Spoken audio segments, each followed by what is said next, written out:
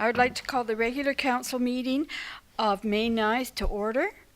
We are honored to gather on the unceded traditional territory of the Comox First Nation. First item is approval of agenda. Move approval. Second. All in favor? Carried.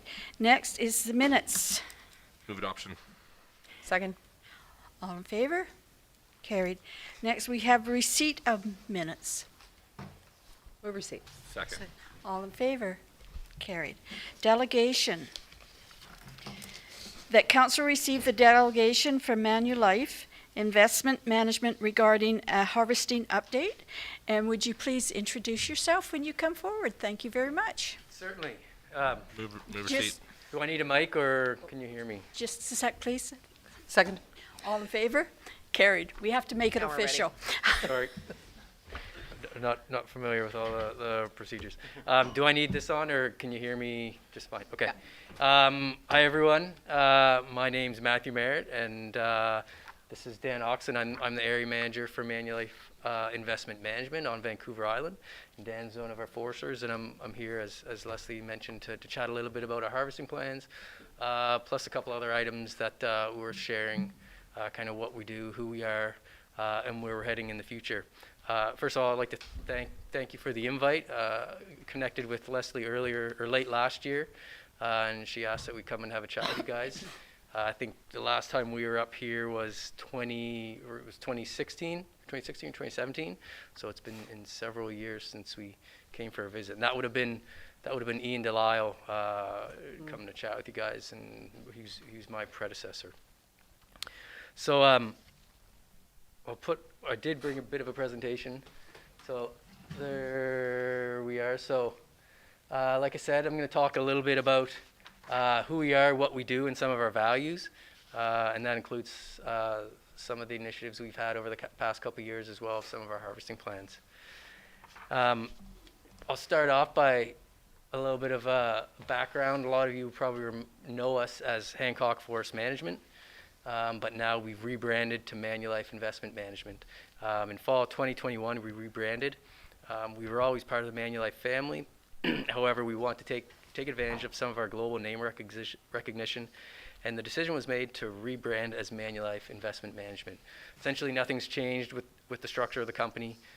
We just did a name change, new business cards, new email signatures. So same thing, but as a global, Manulife has a bit more of a global name, so we're trying to take advantage of that name recognition.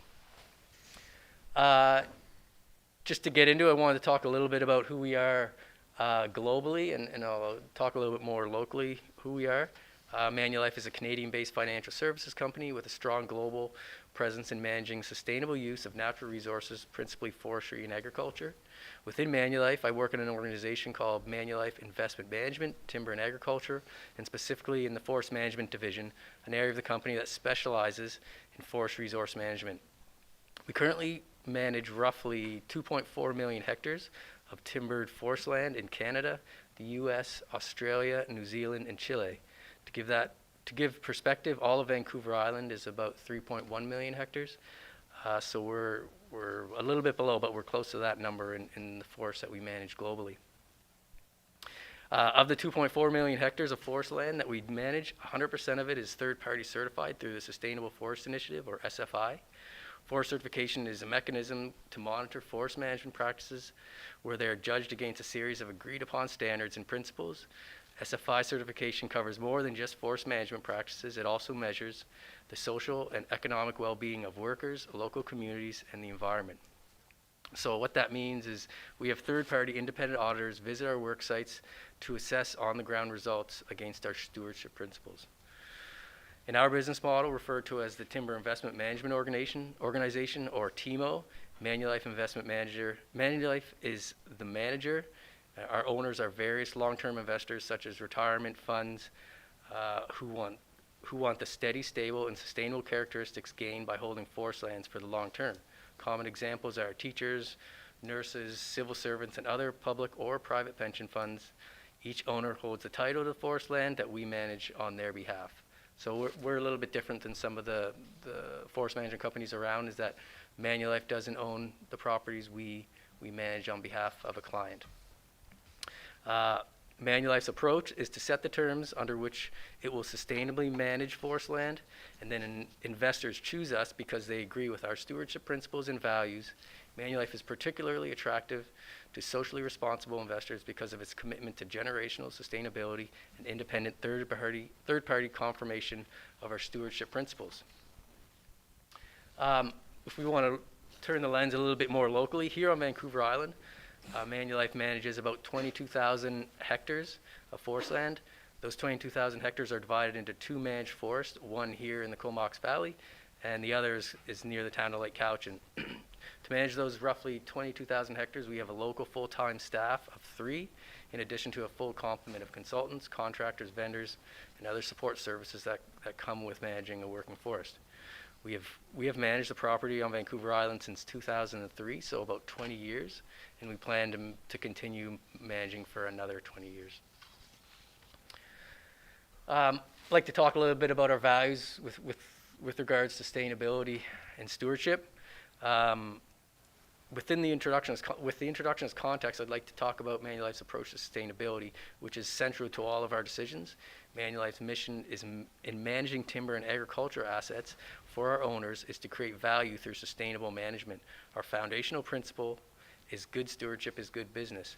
And our supporting principles are that we care about and have an ethical obligation to what is being entrusted to us as land managers, which includes people, planet, and the investments. So on the people side, that's employees and their families, our contractors, and the communities we live and work in.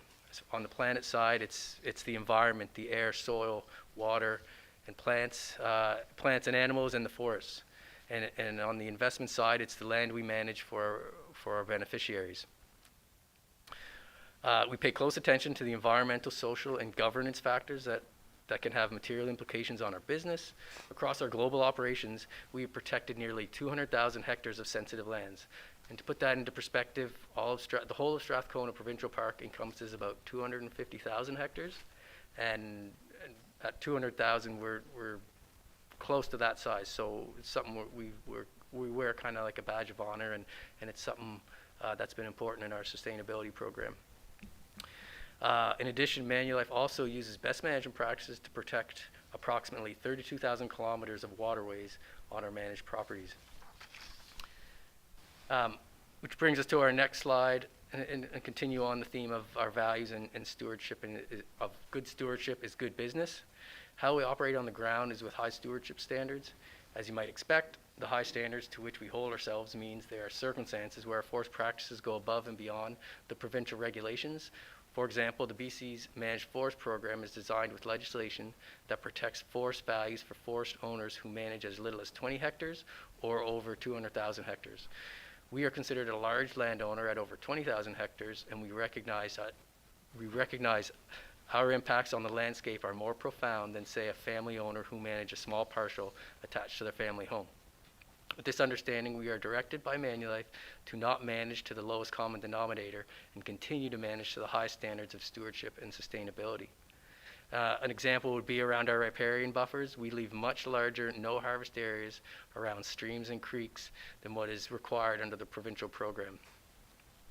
This relates back to our third-party SFI certification. We have annual third-party audits where independent auditors inspect what we do on the ground and report back to the certification body. The results of these audits can be found on the SFI website, and this shows that we are not just leaving it up to the provincial regulator to police us. We walk the talk. We walk the talk of good stewardship. Which segues a little bit into our next slide. I want to talk a little bit about sustainability and climate change. We recognize that forests play a significant role in how well the planet adapts to climate change. Manulife leverages our global reach when developing and implementing projects to help mitigate the effects of climate change. Climate stability is an issue with far-reaching implications for our forestry and agricultural operations, as well as the communities we live and work in.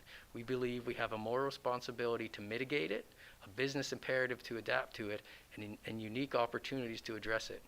Manulife has been measuring the amount of carbon our forest sequesters since 2008. And recently, we've invested in using far more accurate technology called LiDAR, which uses light beams in a manner similar to sonar, but with such accuracy that in some cases we were able to measure the amount of carbon in an individual tree. We are now putting that to use around the world in all of our operations. Currently, we estimate our managed forests and farms removed about 2.2 million metric tons of CO2 from the atmosphere in 2020, which is roughly 4 times more CO2 than the emissions associated with managing them. For perspective, that equals the emissions of nearly 500,000 passenger cars per year.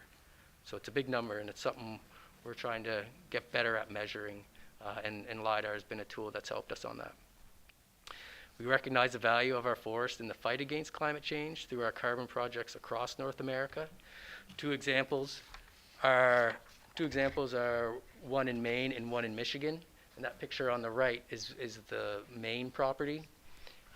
In August 2021, Manulife acquired 35,000 hectares of forested land in the state of Maine for carbon sequestration and storage. The acquisition is an opportunity for Manulife to integrate natural climate solutions in its investment discussions. Timberlands will be used primarily to store carbon, where Manulife reserves the option to sell the carbon credits as offsets or use the carbon removals as insets for the purpose of meeting our own net zero commitments. This property is located in the Somerset County and borders the province of Quebec. The other property that has an interesting carbon project is in Michigan, called the Bishop Forest Project, which has been in place since 2016. That has credits registered through the California Air Resource Board protocols. The project covers just over 92,000 hectares and falls under the category of improved forest management, and at the time it was the largest carbon project in the United States. This property is located on the shores of Lake Superior and is expected to provide over 3 million carbon credits over its lifetime. So that one's been around a little while, and that one's unique because it was the first carbon project on land managed by a TMO. Looking through a more local lens on climate change, here on Vancouver Island, we're evaluating species that we are replanting to increase the resilience to climate change of our forest stands. We're implementing what is called assisted seedling migration in our seed selection to account for climate change. This is where seeds are selected and grown based on temperature forecasts in our climate models. This usually means taking seeds from southern, warmer climates and moving them north in anticipation of future warmer average temperatures. This doesn't include different species. It's the same species that we already plant. We're just trying to bring up ones that are better adapted to climate change and the forecasted warmer and drier conditions. We want to ensure our forests remain healthy in 30 years, and we want to ensure that we're growing resilient forests. I missed that slide. There's just that's a picture. That's actually, those trees are grown in Sylvan Vale Nursery just down the road. They grow a large portion. They grow all the trees that are planted in the Cumberland area. Next, I'll talk a little bit about our harvesting plans. In the past, we've shared our operational planning information with village staff and at previous council meetings, and we continue to commit to doing that. Like I said, I believe last time we were here was 2017 with Ian Delisle. In a typical year, we do conduct harvesting in the village of Cumberland municipal boundary. However, in 2022, all of our harvesting operations are directed in other areas, so we don't have anything planned for this year. That includes road construction. We don't have any road construction planned within the village boundary for 2022. We will, however, continue with enhanced silviculture activities, including thinning and invasive plant control. As you see us around, probably we will continue with road maintenance as always, in an ongoing endeavor to maintain roads that are drivable for the purposes of wildfire prevention and suppression, as well as to repair or prevent any potential environmental issues related to surface runoff. I'm sure everyone's aware and knows the relationship we have with the Cumberland Community Forest Society and conservation. That's certainly one of our strong values. Our history demonstrates that Manulife values positive local relationships as well as our commitment to conservation. Since 2005, Manulife has completed 3 sales to the Cumberland Community Forest Society, totaling around 200 hectares, which has all been conveyed to the village for conservation. This included multiple harvest deferrals by Manulife in these areas to allow time for fundraising to purchase the areas of high conservation value. I think, I can't remember them all, I think it was Space Nugget and then Broncos Perseverance. And the first one, I don't know if it had a name. It was Mama Bear's Trail of Tears. Is that what it was? Okay. I've asked a lot of people that question. No one's been able It no was one's been there able to at the answer. start. So that's helpful. So those are the three that we've completed to date. We are aware that there is interest in other areas to set aside for conservation within the village. As in the past, Manulife will work with the community to see how we can play a collaborative role in conserving these sensitive ecosystems in areas of local importance. We appreciate the past support of the village in these transactions and look forward to any of the future projects. Again, probably a well-known endeavor that we have is the UROC Trails Agreement. I'll just mention the multi-party recreational land access agreement. Manulife has been engaged with the United Riders of Cumberland in supporting access to our lands for nearly 10 years. Manulife has been a part of the process, which formally started in 2012 when we were approached by UROC. When the formal agreement was finally signed in 2016, it was a one-of-a-kind collaboration between private land managers, a municipality, and a biking association. Just do some name dropping. I know Ian Delisle, Mike Manera, Jeremy Graspy, and others played key roles in laying the groundwork over a decade ago, which allows folks like myself and Kevin and others to continually improve and innovate a project that has provided great benefit to Manulife and the community. Something a little bit newer is the Bevan lands. The village and Manulife have collaborated on the approach to industrial development on the Bevan lands.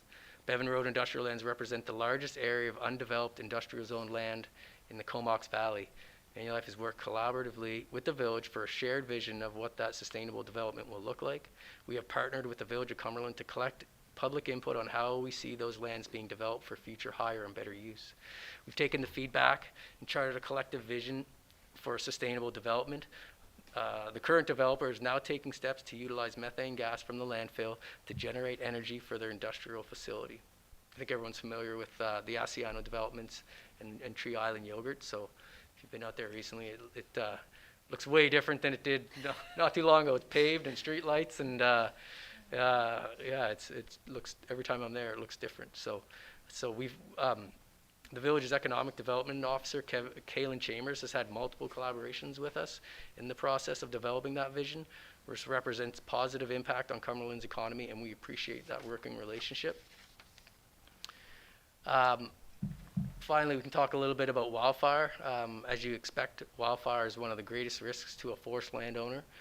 Likewise, the Comox Lake Watershed Advisory Group, which we are a member of, has identified wildfire as one of the highest risks to the Comox Lake watershed, and by proximity, the Village of Cumberland drinking water supply area as well. It's all, the boundaries of each is kind of confusing, so any fire in either watershed certainly spells trouble for all the folks involved. We coordinate with the village and other landowners on fire prevention before and during periods of high fire hazards so that we can collaborate effectively on resources, fire patrols, and public notifications. We meet with Mike Williamson, who's included on those meetings, and as things get drier, we talk about patrols and figure out who's patrolling where and where some of our firefighting resources are. I think it's been helpful for us to have him coordinate some of that. Another important step Manulife takes to reduce our wildfire risk is minimizing harvest residue that creates a wildfire hazard. We are focused on optimizing our utilization specifications as well as researching and testing chipping and grinding strategies, which reduces the fire hazard and minimizes the need for burning. In addition, we have commercial firewood programs where we have contractors out there cutting and selling firewood for folks to burn to heat their homes. Talk a couple more examples of our community collaboration, which is a little bit further afield than specifically the village, but we have a good relationship with Vancouver Island University and CVRD. That's the Vancouver Island University's weather station that they have up on the top of Comox Lake. We've partnered with them and their Coastal Hydrology Research Lab to assist in the establishment of a remote weather station on our property. This research is focused on the influence of natural resource management and climate change on the hydrology of watersheds. You can find all kinds of information like real-time data and webcams on their website. Just search VIU Coastal Research Lab and you can find out what the weather is up on the hill whenever the sun's shining. And as far as the Comox Valley Regional District, prior to the sale in 2020, we worked with them to establish a water quality monitoring station on the Perseverance Creek Bridge. We ended up selling that to the Cumberland Community Forest Society, but we helped out with that before we sold it, and that provides that helps monitor turbidity levels entering into the lake, which is a drinking water for over 49,000 residents of the valley.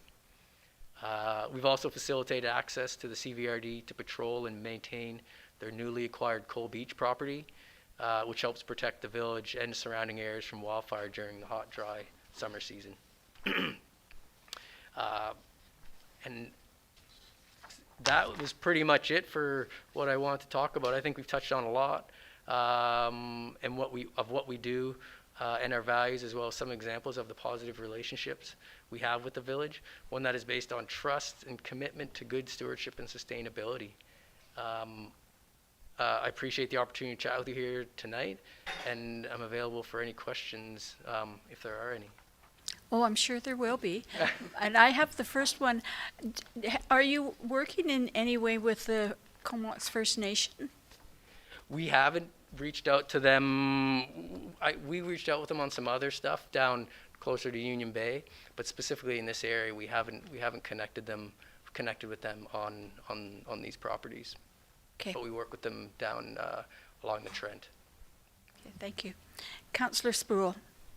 Thank you for coming. This is No one problem. of my favorite topics. I live way down the road, right in the middle of your tree farm, Yeah.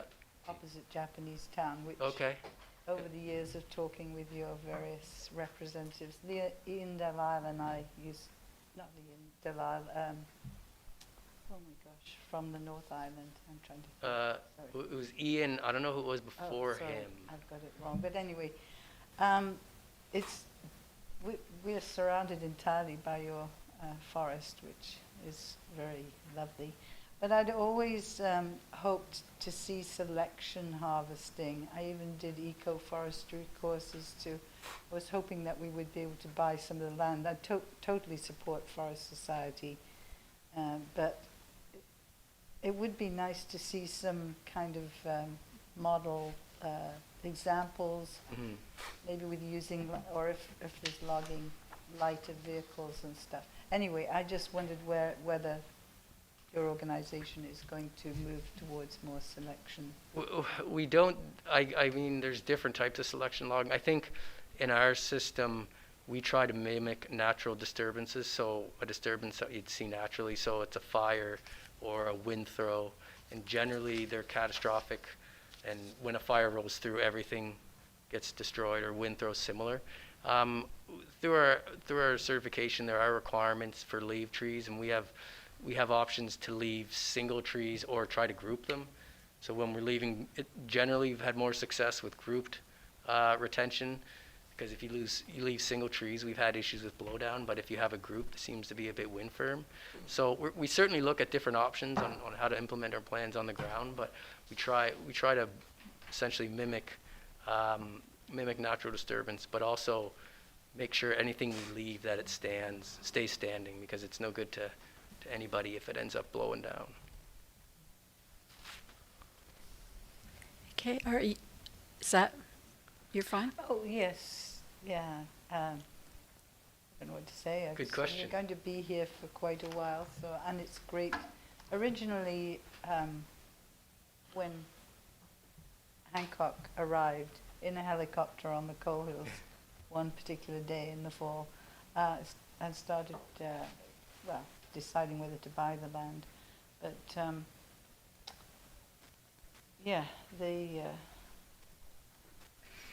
That would have been quite a while ago. yeah, that was under because Lee Cadwallader. That was who was. Yeah, I know. So we used I've to seen meet that a name. lot and look at the stands. And anyway, I'm happy to see all the sustainability elements in your presentation, and That's great. I'm sure it will move more to Well, I think retention. I think I touched on it. We do have a great relationship with the village and the community, and we just want to keep that up. We realize that's part of our good stewardship commitment. Thank you. Councillor Brown? Thank you. Thanks so much for your presentation. problem. And I very much appreciate your collaborations with the village and our nonprofit partners, CCFS and UROC. But I will say, I'd rather see the trees standing than cut, obviously. And there's very little, in the past, Cumberland did have a sort of forest sector, and there were people who were employed here, and I think they're probably down to about 20 individuals. So not a lot of economic benefit for us as a community from logging activity. And so I'm wondering, first of all, how do we get to be one of your sequestration projects instead of one of your cutting projects? And then I'm also curious about, we're quite concerned about pesticide use in the forests, especially around water systems, and also removal of deciduous species along with everything else. So whether that's with pesticide or ringing or whatever tools you're using, and then / burning. So if you could speak to those things. I could speak a little bit to the carbon projects.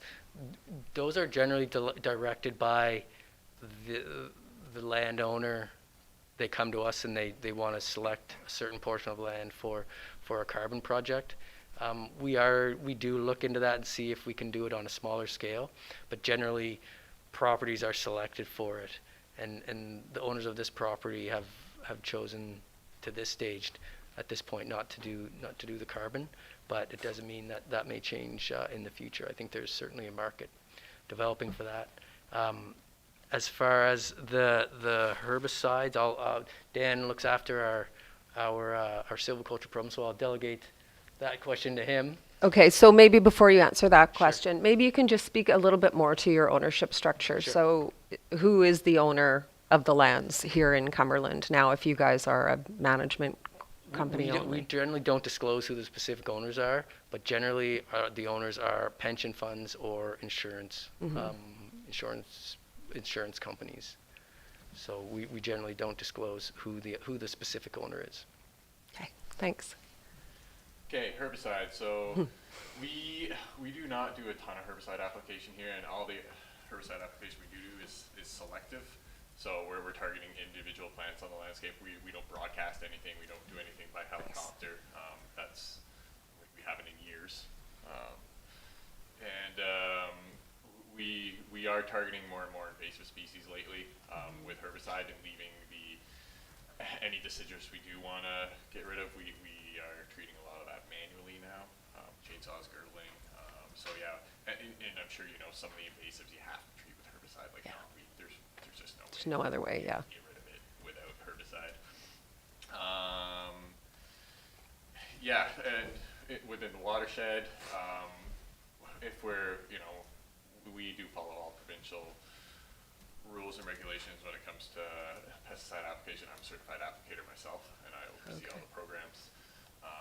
And we are extra careful when we're within the watersheds, and we will normally not spray unless it is for an invasive that we can't control otherwise. Right. When we are closer to the sensitive watershed features like the lake and some of the bigger streams and stuff, we'll manual there. So on top of the provincially regulated buffers we have already put on everything. So Yeah, so because your land is also private managed forest land, some of it, and Yep. some TFLs as well? No, Or no, we just own all my private? own managed forest. Yeah, or so we've been managed. lobbying quite heavily the province to change those standards because we believe that they need to be updated significantly. So we appreciate that you are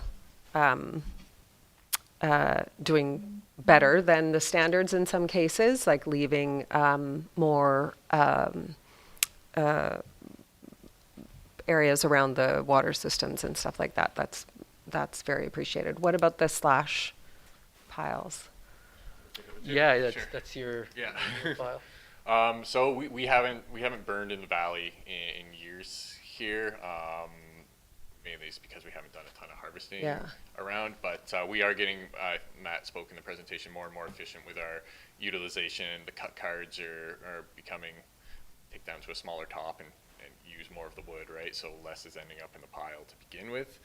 And on top of that, we do have a salvage program we run with. We have contractors that come out and take a lot of the bigger stuff for firewood. So our slash pile burning is much less than what it was, Than it was, even yeah. a couple years ago. We are still burning out there.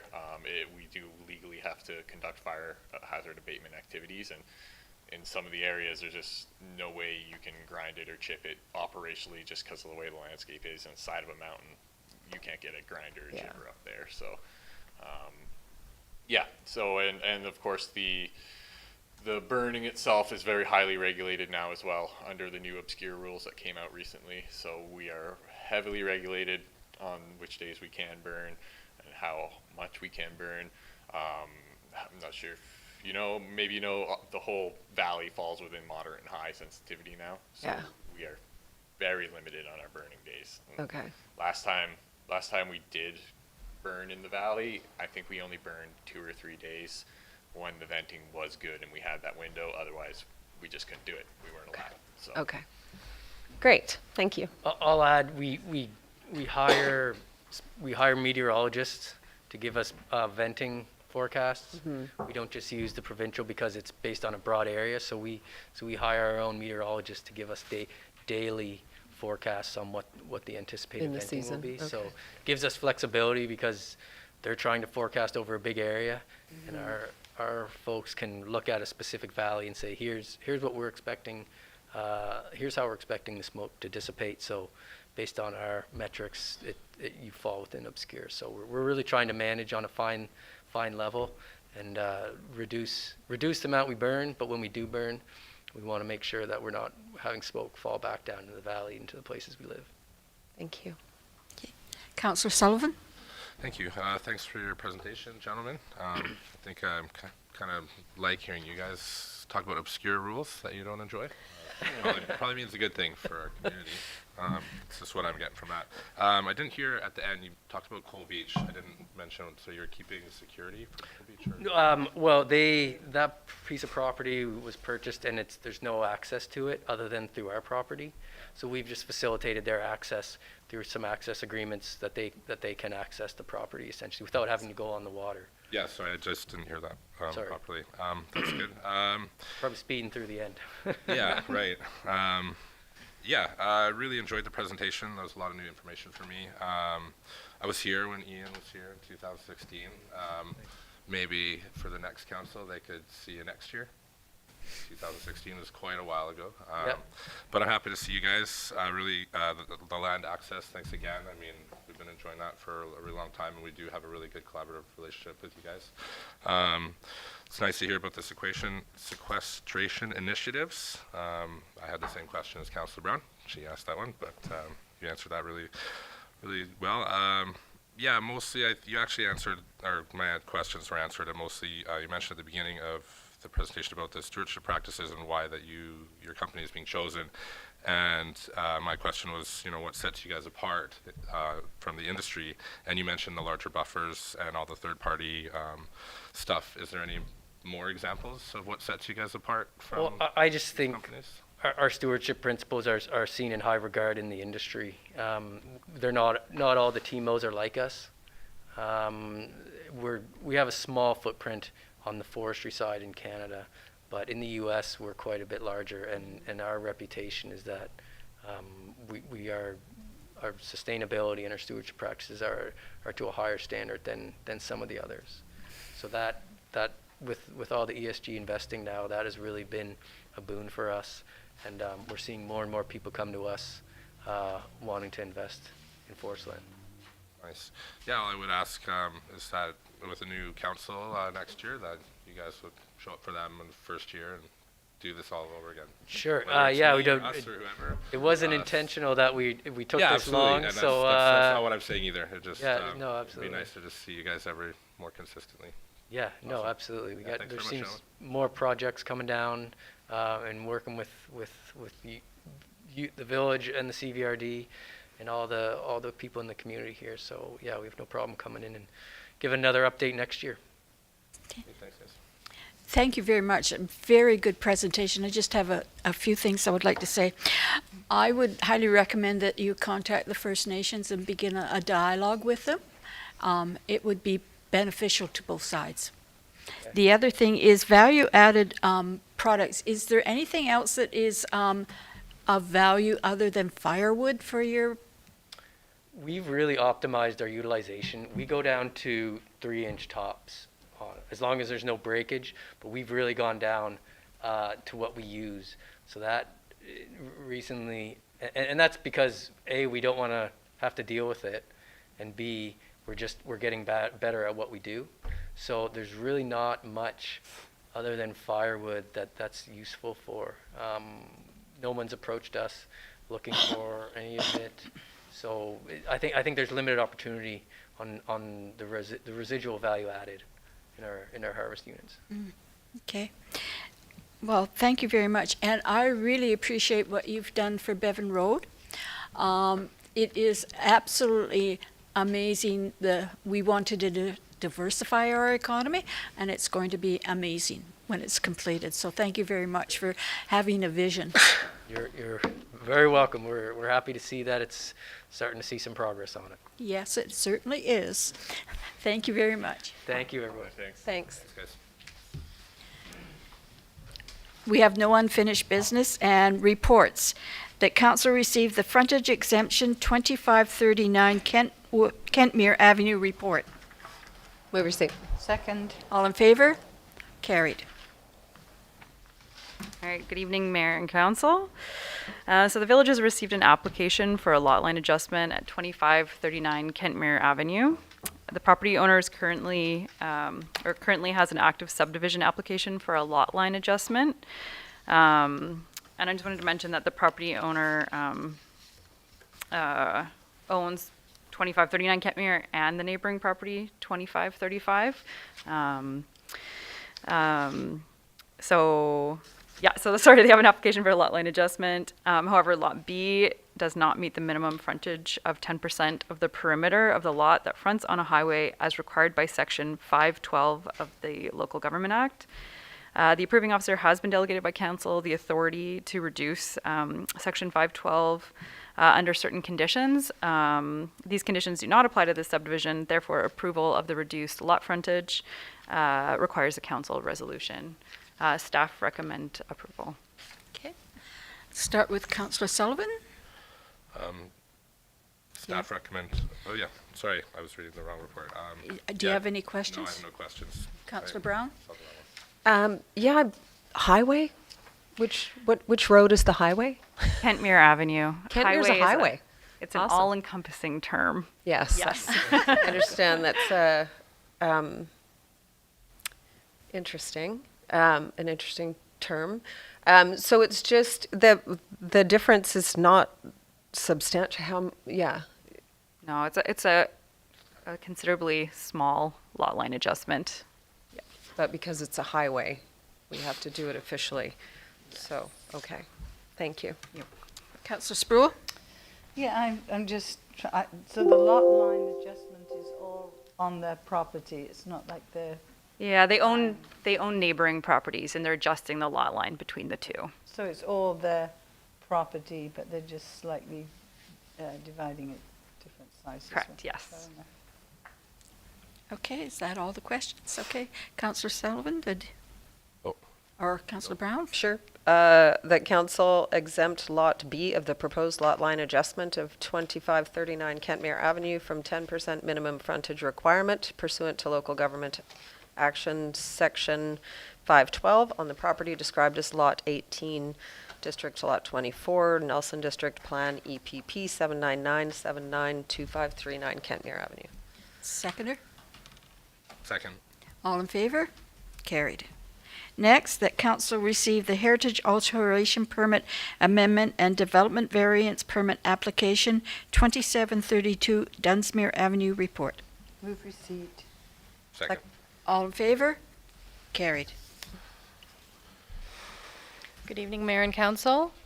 So this report presents an application to amend a heritage alteration permit for an extension to the canopy over the existing rear patio area at the Cumberland Brewing Company on Dunsmuir.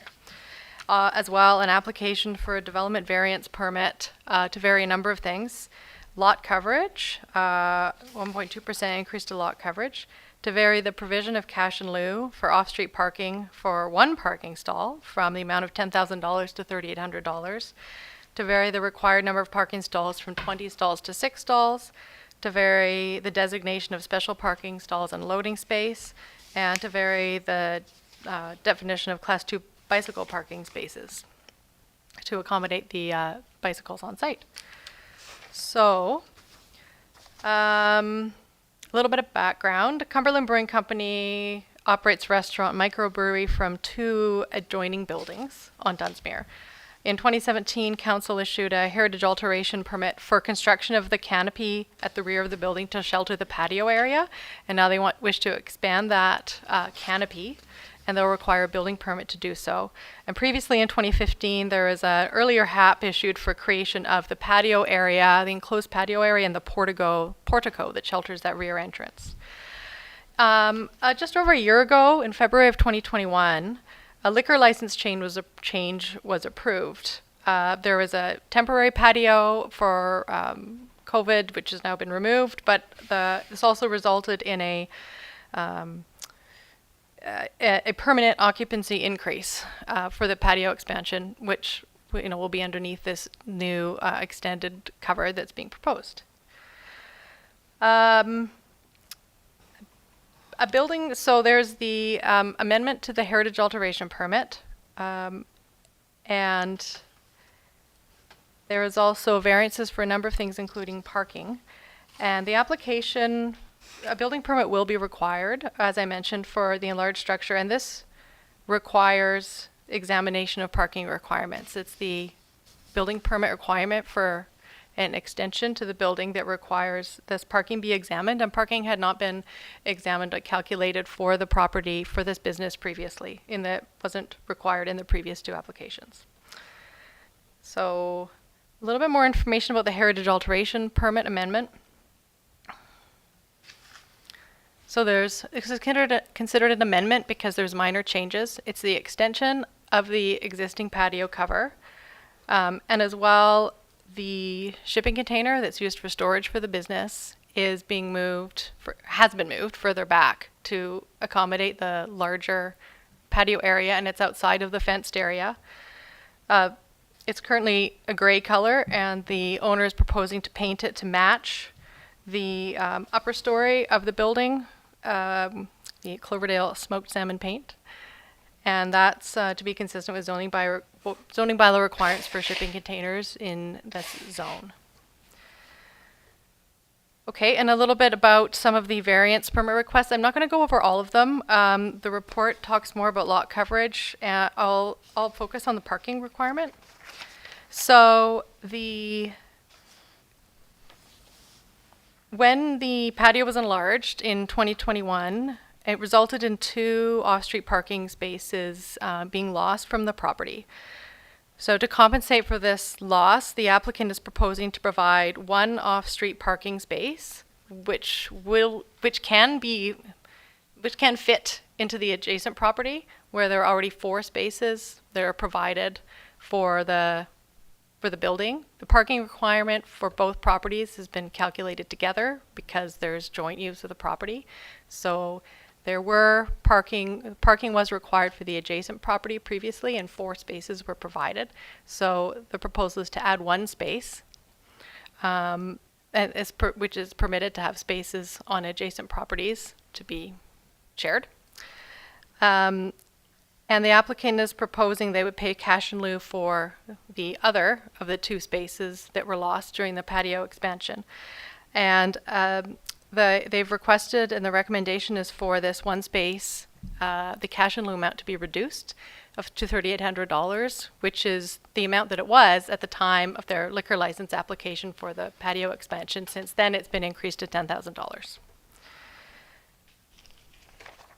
And the variance from 20 spaces to 6 is supported by staff and is recommended.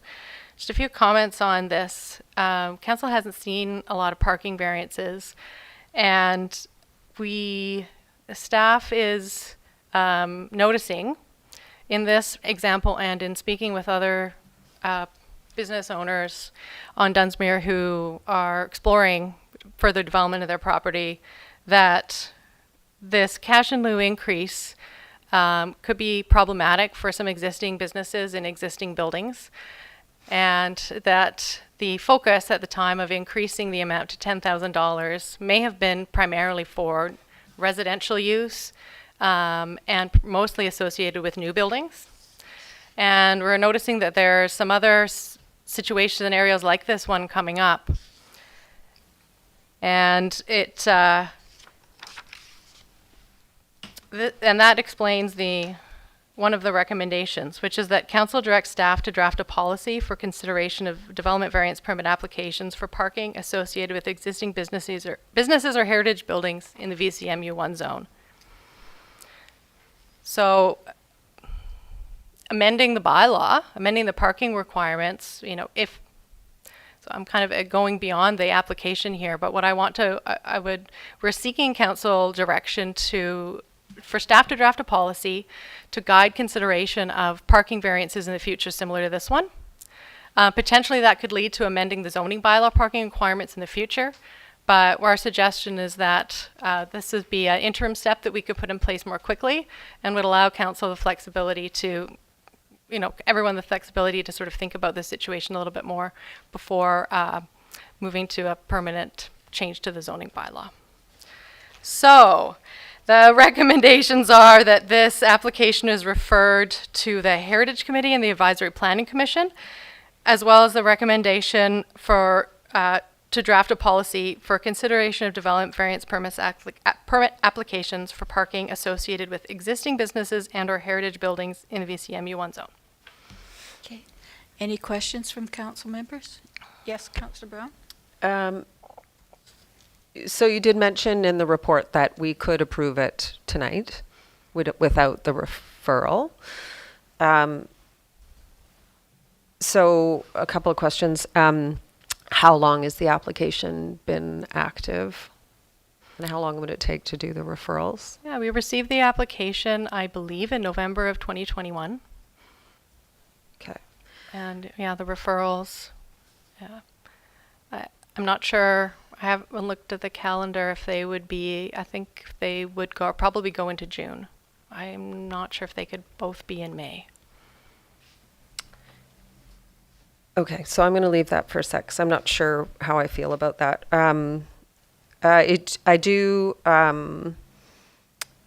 think it's important that we provide, just speaking to the parking variance, that there are 2 residences on site, yes? And there are 2 parking spots for those residents already? That's correct. That's already within the Yeah. 4 that are on the Yeah. in that parking area. And yes. then the 5th spot would also be added to that same area? Yes. Okay, that's fine by me. The commercial parking requirements, like you alluded to with the request to review them, are pretty impossible to provide in the downtown core in the VCMU1. And further to that, I think the requirement for commercial, particularly hospitality, so liquor, especially liquor establishments, we actually don't want people parking there because we don't want people driving there. So happy to waive the commercial parking requirements, especially for a business that is mostly sort of after normal working hours and not driving a lot of driving traffic. The cash in lieu continues to confound me. I'm happy to reduce this because I agree the actual change happened long ago when the provision was lower, but the cash in lieu option in and of itself I have a problem with because I feel like it's assuming that we are going to provide that parking, And I don't think the Village of Cumberland should be in charge of creating parking in the downtown core, unless it's street parking. So I think there are higher and better uses for any spare land we might have in the downtown core, and I don't think the village is in a position to be creating giant parking lots for people. Not only that, but people who are, anyway, I'll leave it there. Those are my thoughts Okay. so far. Councillor Sproul? Yes, there is a lot to this report. It's very well done, and mostly I do understand it. But one of the issues is that Councillor Brown mentioned, the variance to reduce the cash in lieu fee from 10 to 3,800, because that was when the liquor license was approved. So I don't have a problem with that. I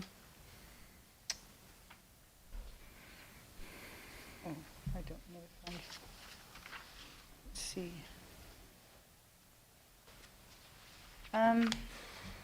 As far as parking, the in lieu, which again Councillor Brown talked about, I always thought that we'd use the money that we are keeping separately to fix up one of the parking lots that we have here. Like, I think a lot more parking can be achieved up here behind the museum if a different surface, a more firm surface, and lines were painted on. I think that was the idea. Because in many small villages all over Europe, they weren't designed to have tourists in cars, so they usually at the end of the street will have a municipal parking lot. People don't expect to get out of the car and go into a shop straight away, so that's what I think ultimately is going to happen, since it's limited space downtown, that we will have to look at fixing up an area to hold more cars. I don't want to see an underground parking though. Not quite ready for that. But anyway, that's it. Okay, Councillor Sullivan? Thank you. Yeah, I'm happy to see staff coming to a solution with this issue. I support all the recommendations. Yeah, the parking in lieu funds are eventually going to mitigate some parking issues in town. So that's why that fund is piling up. One day we'll figure it all out and solve all those problems. Yeah, just to Councillor Brown's question, or almost question, about the referrals. I personally am ready to pass this motion without referring, but I'd see the temperature of the table, maybe. Is that how things work? Yeah, so I wonder if maybe because I think it would be great to hear from the committees on the, but I guess so now I'm looking at the suggestion for a draft policy of consideration on variances for parking in the downtown core. So that I think we should refer, but that could happen at the Sorry, report. Yes, sorry. Yeah, that. I didn't get to that part. Yes, I agree with this. Yeah, okay. Yes, sorry. I agree Yeah. with the referral of that, and then Yeah. not this. Yeah, Thank okay. you yes. And so we're still doing a VCMU1 zone review, though, but this would be a more expedient way as new applications come in to deal with just the parking alone. Yeah, the VCMU1 project is very focused on density bonuses and community many contributions. So and it's underway, and it wouldn't include this. Okay. Yeah, I agree that, something this issue has brought this forward, that we definitely need to figure this out, but I'd like to not hold up the proponent in this regard for this. Yeah, and I If we think, figure this out, they can. Excuse me, let Councillor Sullivan finish, please. sorry, I thought he was finished. Yeah, I was kind of just wrapping up. So yeah, I agree with separating the two, if that's the will of the council. Okay, I'd like to say something. I agree with the second item, that I think it's necessary for the heritage buildings in this community. They were built in a time when there wasn't the amount of vehicles that were here, and it is creating a problem for us, a lot of them. So I have no problem with that one. And I agree with I think they've waited long enough for this to move forward. Yeah, and I agree that most of the parking, if there is an issue, it's during the day, but it's not, doesn't seem to be as big as an issue as people think it is. People can always find a place to park, and in the evenings, there's no problems at all. I haven't seen any yet in anywhere in the community where people are having trouble finding a parking spot. So I think it's fine. Okay? Yep. I did have one more. So is there an accessible parking spot on site yet? There is not, and it doesn't seem practical to put one on site Because because then we're losing it. because the entrance to make a route, an accessible route from the parking area to the entrance isn't logical. And I can't remember right now where the nearest accessible parking spot on the street is, but It's there- right beside the it's- Moose, or the former Moose Yeah, there. it's just across and the street. Seeds. Across the street. That's where it is. I do have one more about the EV placement, where that will be. Yeah, I believe that's on the adjacent, it would be on the back of the adjacent building by the parking spaces. And it's Are coming with building existing. permit? Is that what the report said? It was a requirement of the previous HAB and hasn't been Oh, okay. installed yet, so we'll make sure it's required with this HAB. Or we might have said building permit. I can't remember exactly the best place to trigger that, but we have it covered. Okay. So what is your pleasure, council? I'll move that council. Approved. Should I read the bullets, or do I just approve these bullet points? Do I read them, and then separate the motion? Just wanted to let you know, alternate number 2, I think, is if you want to approve without. Oh, in the actual report. Yeah, so we don't need that one. Oh, yes, correct. Alternative number 2. Oh, what page is that? Sorry. 2. Oh, page number. I'm all. 32? Oh, Page 5 of the report. Oh, the okay. Sorry. Here we go. Okay. Okay. Well, I'll move the council approve Heritage Alteration Permit Amendment 2021-03 HAP for expansion of a patio cover and development variance permit 2021-23 DV to increase lot coverage and reduce parking requirements at 2732 Dunsmuir Avenue, and move the council direct staff to draft a policy for consideration of development variance permits application for parking associated with existing businesses and or heritage buildings in the VCMU 1 zone. Seconded. Second? Okay, all in favor? Carried. is that everything? Yep. Okay. Thank you very much. Next, that council received the April 29th, 2022 report, Vacation Rental Regulations Bylaw Amendment Options Report. Move receipt. Second. All in favor? Carried.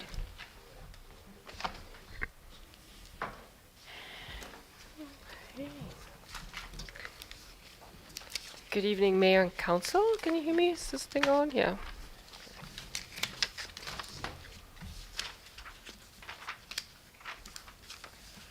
Okay.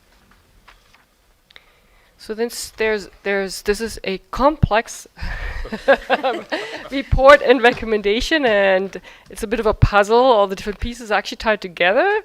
If you like one, you are likely to like the other, but if you change one, it might impact the other. So I do have some slides just to explain some of this. And Courtney and myself too, we had to wrap our heads around this whole, how this all works with the principal residence requirement and all that. So I hope the images help us get through this. So the vacation rental regulatory review has been ongoing for a little while now. We had all the public engagement earlier this year, and this came to you towards the end of March. I have an initial report with some initial staff recommendations, and all the committees had a chat. Well, all the main committees, I guess, Homelessness, Affordable Housing, ECDEF, Economic Development, and the Advisory Plan Commission had a chance to review what was proposed and provide comments, which were very valuable. And we did adjust some of the recommendations based on the committee recommendations. As you see from the committee draft minutes, they did not all agree either, and that tells you how complex it is. But there's some good consensus on some of these. So I just have slides on kind of the bold ones here, not on all of them. Some are a little bit more straightforward. So principal of residency requirement, this is one of the staff recommendation for implementation, and that it would be requiring a tenant or owner to live on the property. So that means if someone has a has a main dwelling and an accessory dwelling unit, they could only rent out one of the two, and they would have to live on the property. But it's the permanent residency requirement would apply equally to a tenant or an owner. So what my plan was, sorry, I should mention this, go through each of these main themes, and then with the permission of the chair, we'll kind of take a bit of a sense of where the council is at, because it's going to, because I said they all linked. So rather than voting on each individually, we'll kind of hold off, but Rachel and I keeping track of kind of where you're at. And then, and you can ask questions, discuss each item. And then at the end, we'll review the recommendation, because as you might have seen, there's 10 regulatory options, but the recommendation is not 10, because some of them we're not recommending for. So going through the recommendation, we would miss stuff. So we're going through the list in the staff report. We'll track where you're at, and then at the end, you can see if you want to amend that. Just take out maybe a couple items that you don't want in the recommendation or that you want to change. Okay. Yep. Yeah, so what the principal of residency requirement does is that there'll always be one unit on a property that would be used for housing. That's that of the principal resident. It will also restrict the ability by absentee landlords to buy a property with just one single family dwelling on it and rent it as a vacation rental. So it would stop investment properties that are bought just as vacation rentals. So that's the benefit of this. And then again, keeps the people who are living here, it puts them first, for housing first for the people who are living here. So there is then two versions of this. So to implement a principal residency requirement, we have two different options. And one is that it is not a home occupation. So while you can, that means the tenant or the owner running the business can live elsewhere. So say you have 2 units, you still have to have a permanent resident on there, but they can be a long-term tenant, and they may have nothing to do with the vacation rental whatsoever. That's what this would be if it's not a home occupation. The person who runs the vacation rental business could live elsewhere if it's not a home occupation. But there would still have to be a tenant or a long-term resident living on the property, tenant or owner. But the operator of the business could live elsewhere. So that's if this is not a home occupation. And so currently vacation rentals, the regulation are in a separate part of the zoning bylaw, so they're not a home occupation. So that's why in the recommendations at the on the top of your, the cover of your, the staff report, we don't identify this as a recommendation. Staff is just recommending at this point to keep it that way. However, yes, if you do want a vacation rental to be a home occupation, that would then mean that the tenant or the owner who runs the business has to also live on the property. So there's benefits either way. We staff looked at this, thought, well, a little bit more flexibility might be helpful, but that's. So I think what we it need under to know from members of council is, do you agree with the recommendation, or do you want to discuss further? So the recommendation is require a principal resident. To live on the property with vacation rentals? Yeah, what's the difference between this one? So there's two things going on. The first Both one have is the same title, so that's. there's two. Yeah, it's all under number 1. That's right. Yeah. So Okay, there's I prefer number 1. there's 2 things going on. There's, first of all, do you agree with the principal residency requirement that the tenant owner has to live on the property? So that's number 1. And if you don't agree with that, then the other stuff falls away, actually. But if you do agree with this, there's 2 mechanisms to achieve that we're discussing. Do you want it to be a home occupation or not a home occupation? Do we vote as we go? What do you? Well, do you want to discuss this further, or do you agree with the recommendation? That the principal resident to live on property with vacation rentals? Definitely. Yeah, I think the Yes. principal residency is enough. Yes. Yes. Yes. Only, not where they work there. Yeah, not a home occupation. Okay? So Okay. that solves that one? Unanimous. Whoa, what? Yay. Let's Okay. go. We're doing well. Okay. Rolling, people. I thought that was going to be the toughest one, and it's, More. Okay. No, it's not. Okay. Great. All right. Good. Okay.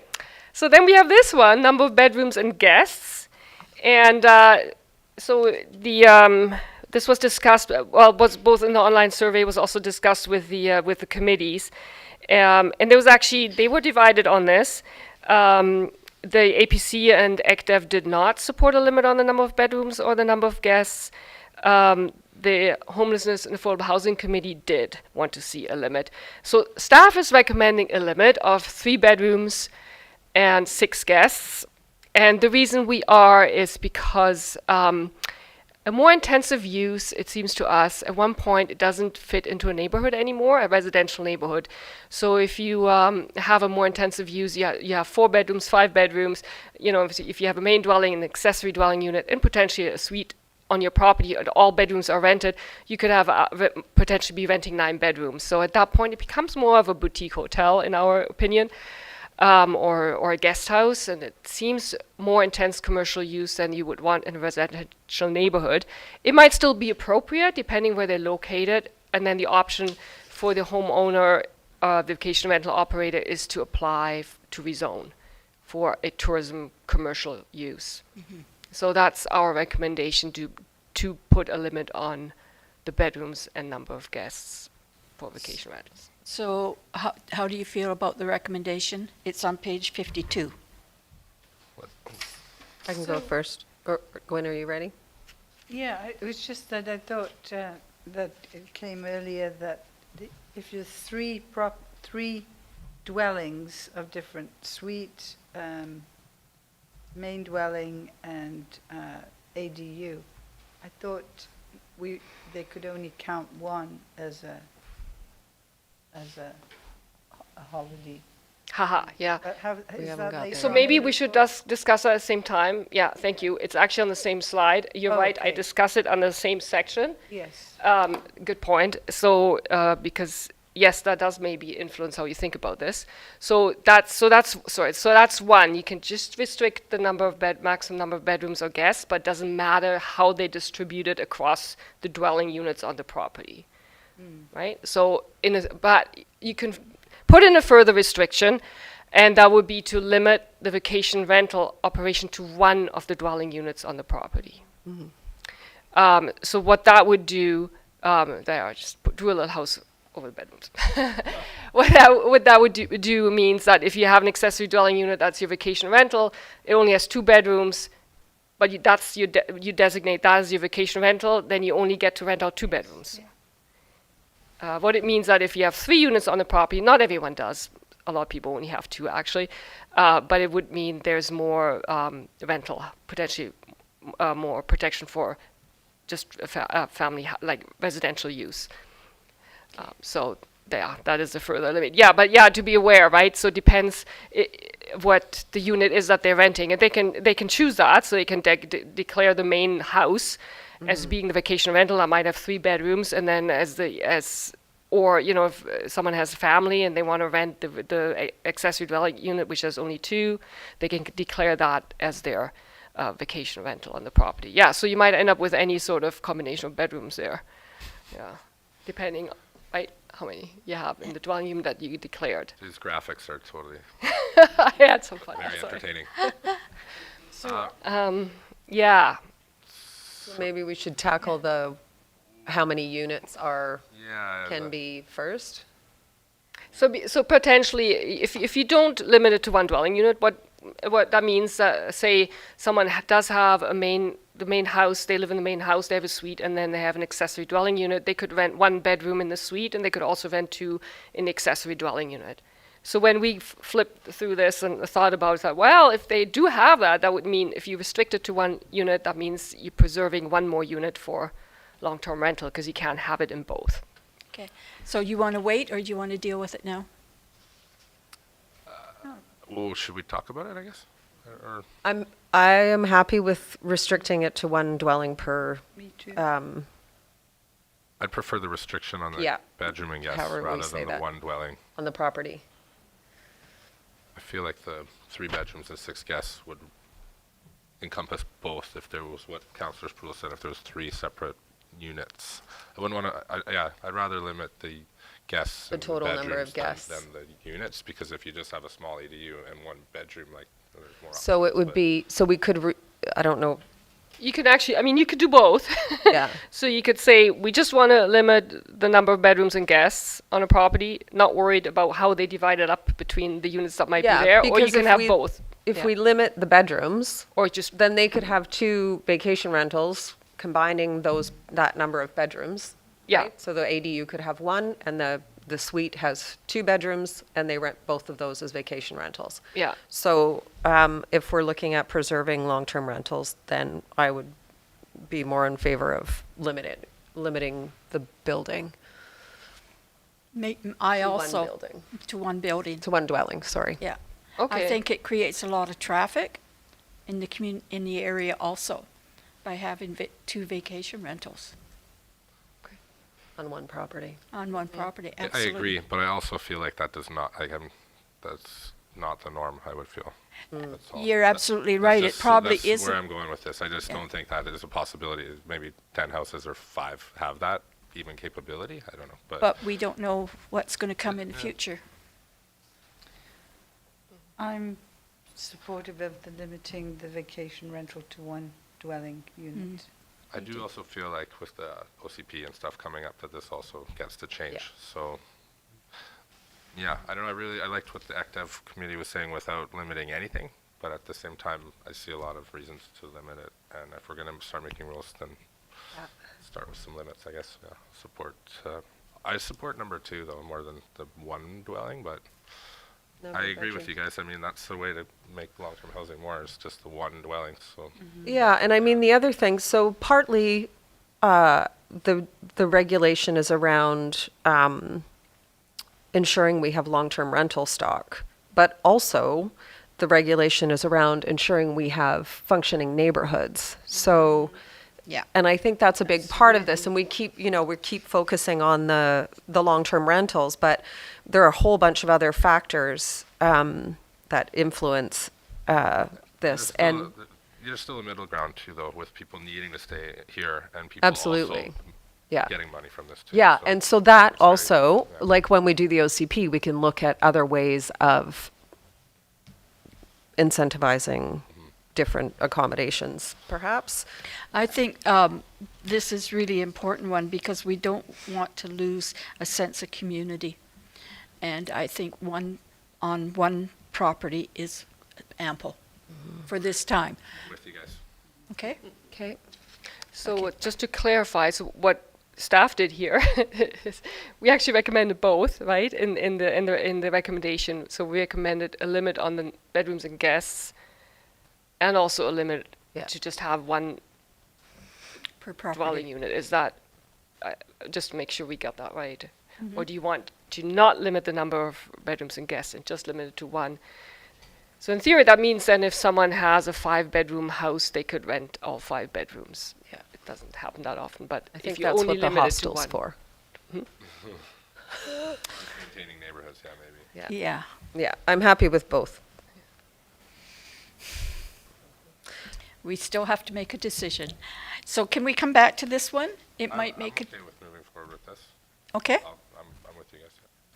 All right. Are we voting as we go, or no? We're just. We're inferring? just saying what we want. We Inferring. hope to, You guys writing this down? we hope to have them all done at the same Also time. writing it down. I'm kidding. If I may, if there's general consensus, just so I understand that to limit the maximum number of bedrooms rented on the property to 3 and the maximum number of guests to 6, and to limit the vacation rental use on a single property to 1 dwelling unit. Yeah. You're doing Yes. both. Yes. Okay. Um, Consensus there? Yeah. fine. Absolutely. Consensus, everybody said yes.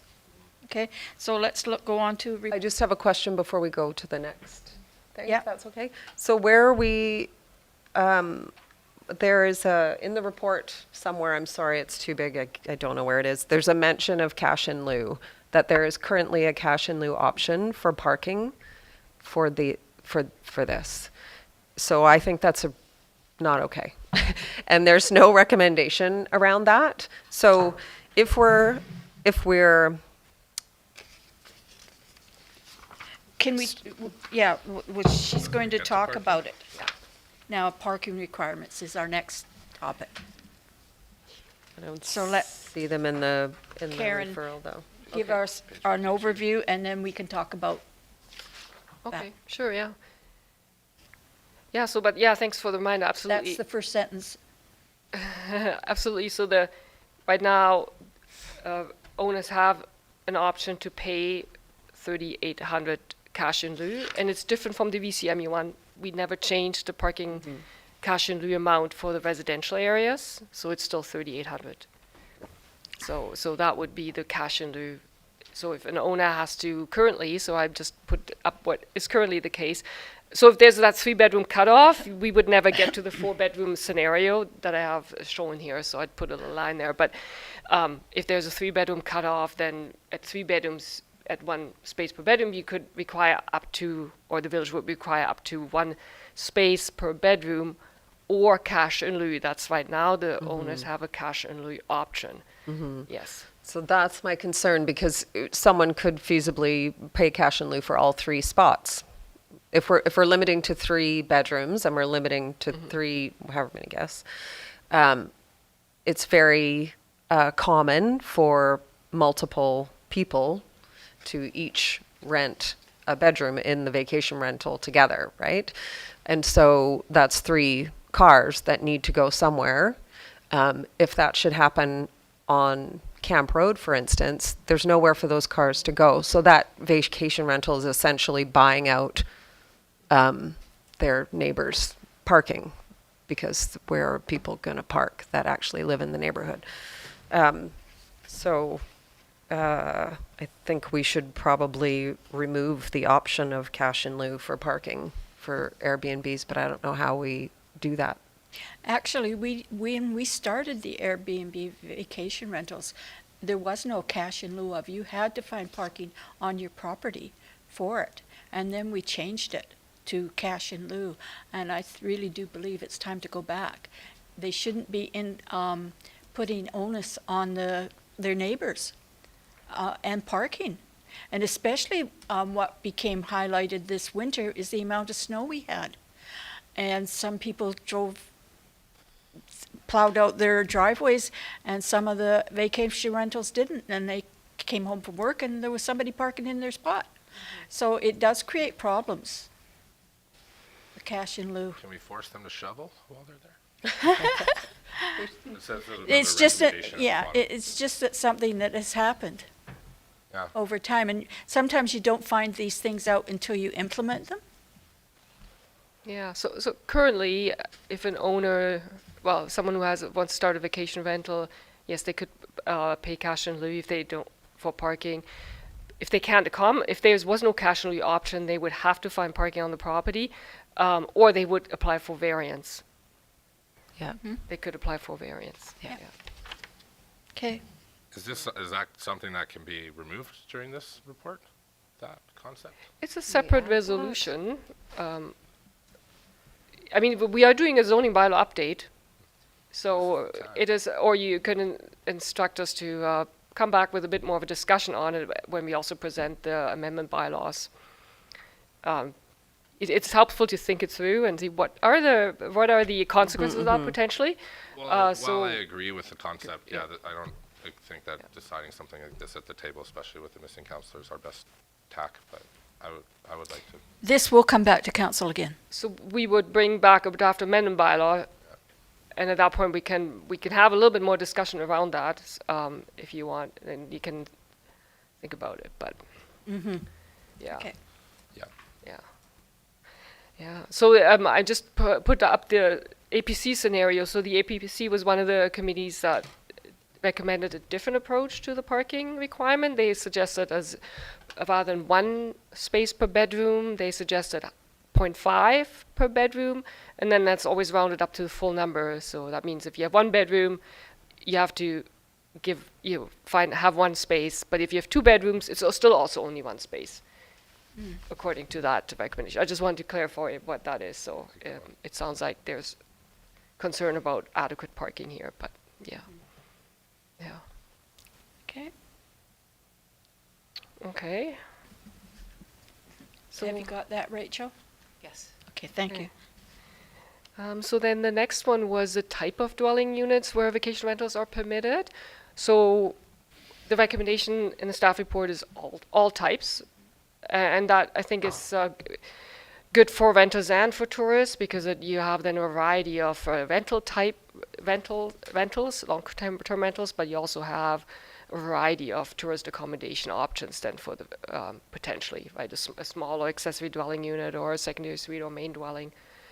So all the committees supported permitting a vacation rental in any, not in all, as we just said, because it would be limited to 1, but in any of the dwellings on a particular property.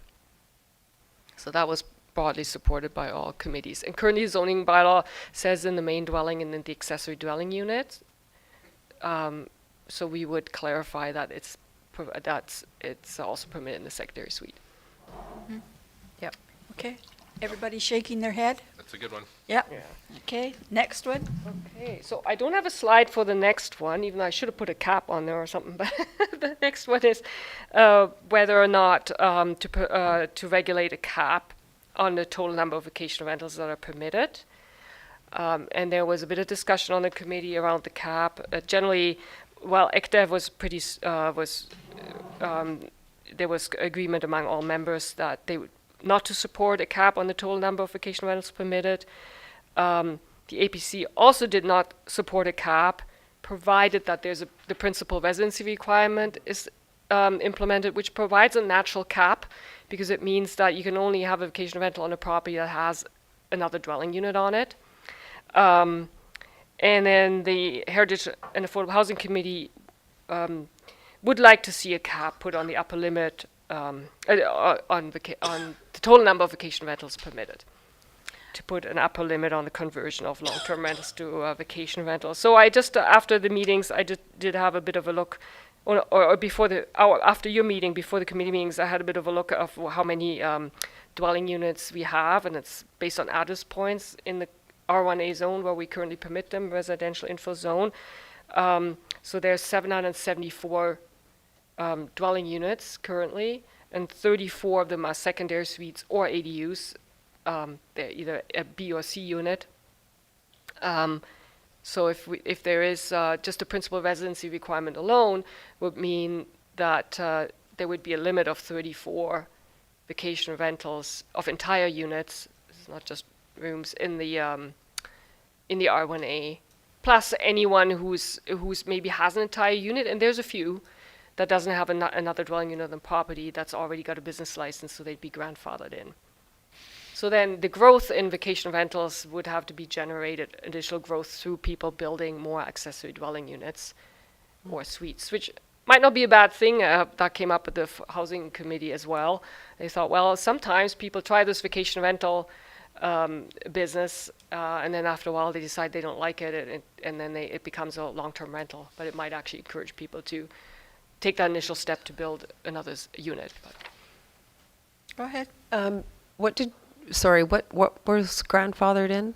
oh, so some, not everyone who has a vacation rental has a business license. We know that, Right. but of those who do, wherever they right now they only permit it in the R1A zone. So if there's business, there is a single house on a property in the R1A, and it has a business license for vacation rental, they can continue to do that even if the owner lives off-site, Okay. even if don't have a principal residence.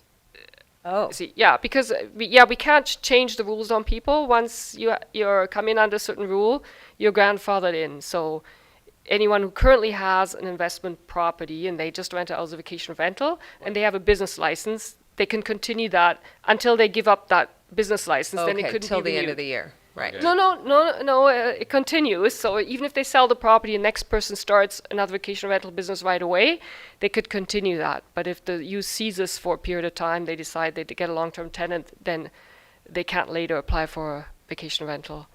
So that's deeply License again. concerning, because the whole point of having the resident, the primary resident or long-term tenant or whatever it is on the site, is to remove those vacation rentals that are the entire property being a vacation rental out of that stock into long-term housing stock. That's how I think that's how I understood that this was going that to is work. also what I understood. So we're I'm just a not sure I'm little understanding what's happening, actually. shocked. Okay, well, it's just So People much can that, continue are you even saying though we that- Just changed one it. at a time, please. Sorry, so I think what Councillor Brown is saying, so if there's a house that exists right now that is only a vacation rental, and they have all their boxes ticked and they're all legal, this is not gonna change their scenario? They're not gonna be required to now have somebody live there and make a suite for someone to be a tenant there? Yeah, they wouldn't. Yeah, because they got their business license under the rules in the current zoning bylaw. If everything is legal, they got their business license, they can continue that use. That's that lawful non-conforming use well thing that then- we came across in other Okay, scenarios. we've got an example then where there's a house that has been sold that was a vacation rental. The new owners, what is it, 6 months? If they don't open it up as a vacation rental, then they cannot do it Yeah, down so- the road. They're finished. They're not grandfathered anymore. yeah, that's right. So if they didn't come in and apply for a business license and we don't have an application in, and then they come a year later, or, they don't have a right to get that business license. Got it. Okay, well, if that. So it's slowly, it kind of slowly expires those. Okay, so lawful if that's the non-conforming case, then uses? I'd just like to make sure that we don't have a program that you just don't have to renew your business license. So every year, I'd like people to have to renew that so we can weed these people out. I know that we've been moving to having a system where that once you buy a business license, that you're forever endowed your business license. Now, I don't believe that that's a good system. Especially, I feel like this is a loophole that I didn't know about. Can I just explain the business license, though, is once someone applies for a business license and is approved, it just becomes a renewal. They have that business license. And as long as they pay for the renewal every year, they have that business license. I just wanted to clarify that for you. Like, no matter if it's perpetual, like, payment or not. Well, where does the 6-month rule come in if they don't enact it on? If it lapses, and it's not What's the point renewed. of doing any of this, what we're doing, if that's the case? I don't understand. I really thought we were gonna be forcing these businesses to be, To apply yeah, that's. under the new rules. Why is this, what? I think it's still, it absolutely makes a difference, right? Sometimes you put in a new rule in place. It takes a little while to get everyone online or get a use converted to what you want. But also, we don't have a lot of business license numbers, Right. We have 14, I think, right? So So- even if those were all single dwellings, which I don't think they are, some are ADUs, in the R1A single units, it's not a huge number actually currently. So you're preventing new investment to come in and buy a whole house and then rent it as a vacational rental. So can we, because there's people out there that are running vacation rentals right now without a business license. So can we stop them from coming in and getting a business license now because they know this rule is coming into effect? We should have talked about that a long Well, time ago. they don't have a business license, so they wouldn't be grandfathered. Right. That's what I mean, but they could come in now because they know what we're going to be doing and apply for one. And we would wait until this bylaw comes into place before we would renew any new business license for vacation rentals that are not in the right zone, wouldn't we? That's what I'm asking, if we can do that. Can you put a moratorium on applications? I don't know. You can put a pause, I think. Yeah, we've been monitoring this situation pretty closely because it's been out, the information that this project is underway has been out in the community for a while. We had the public consultation in February, I believe, and we haven't seen a huge increase in applications. I think we had 11 business licenses for vacation rentals several months ago, and now we have 14. So we haven't seen a flood of applications. I think it takes people a little while to get themselves organized. So, given that trend and that with the progress of this project, we expect to have in the month of June draft bylaws for readings that we're not too concerned that could occur, but that we don't really have a mechanism to prevent that. It's yeah. Okay. It can be frustrating, can it not? Okay. It just feels like a topic that wasn't covered, or we've not talked Yeah, about we missed yet. that. Missed that. Staff and council. Could I add something else?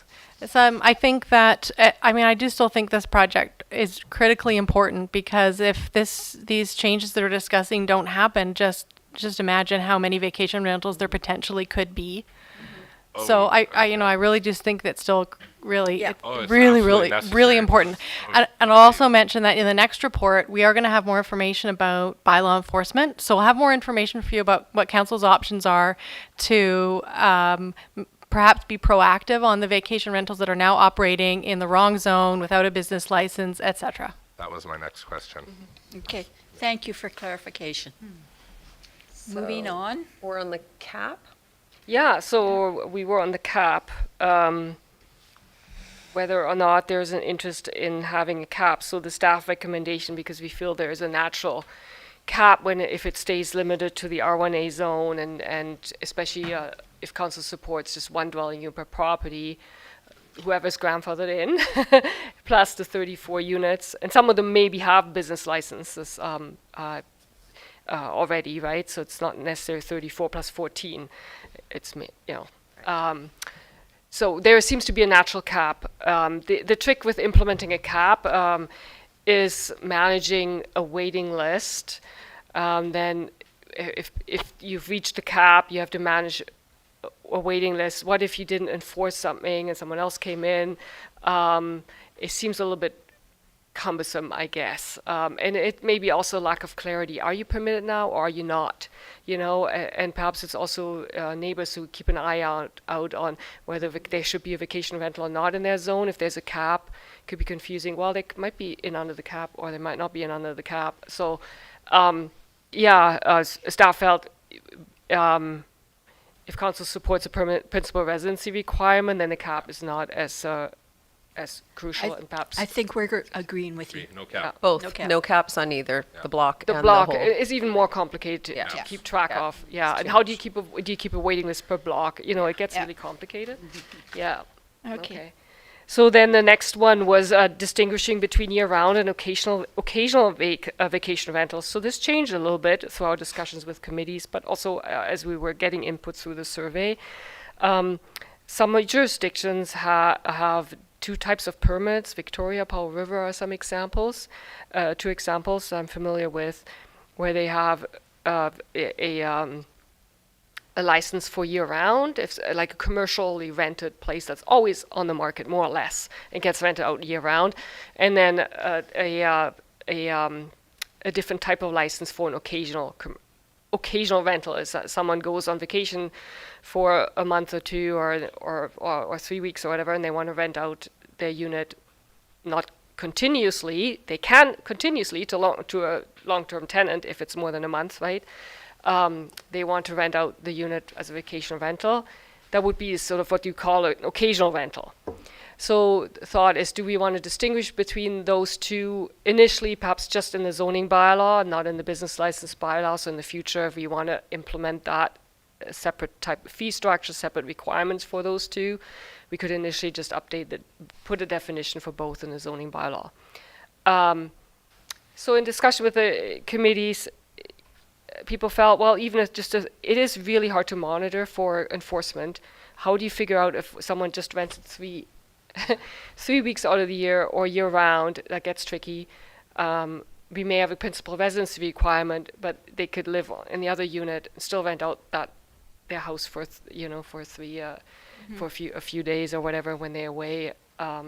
So where we're heading now, and our recommendation was not to distinguish between any commercial use of a home, which is whether it's a year-round or just occasional. But make sure our definition in the zoning bylaw is clear, because it doesn't right now state that vacation rentals are for monetary gain, so that the home share type or house sitting, even if if it's for less than a month, is not considered a vacation rental. So our recommendation right now is to distinguish between a commercial use of a residential home and a non-commercial use where you're letting someone else stay with you, or instead, doing a home exchange without exchange for money. Yep. I agree.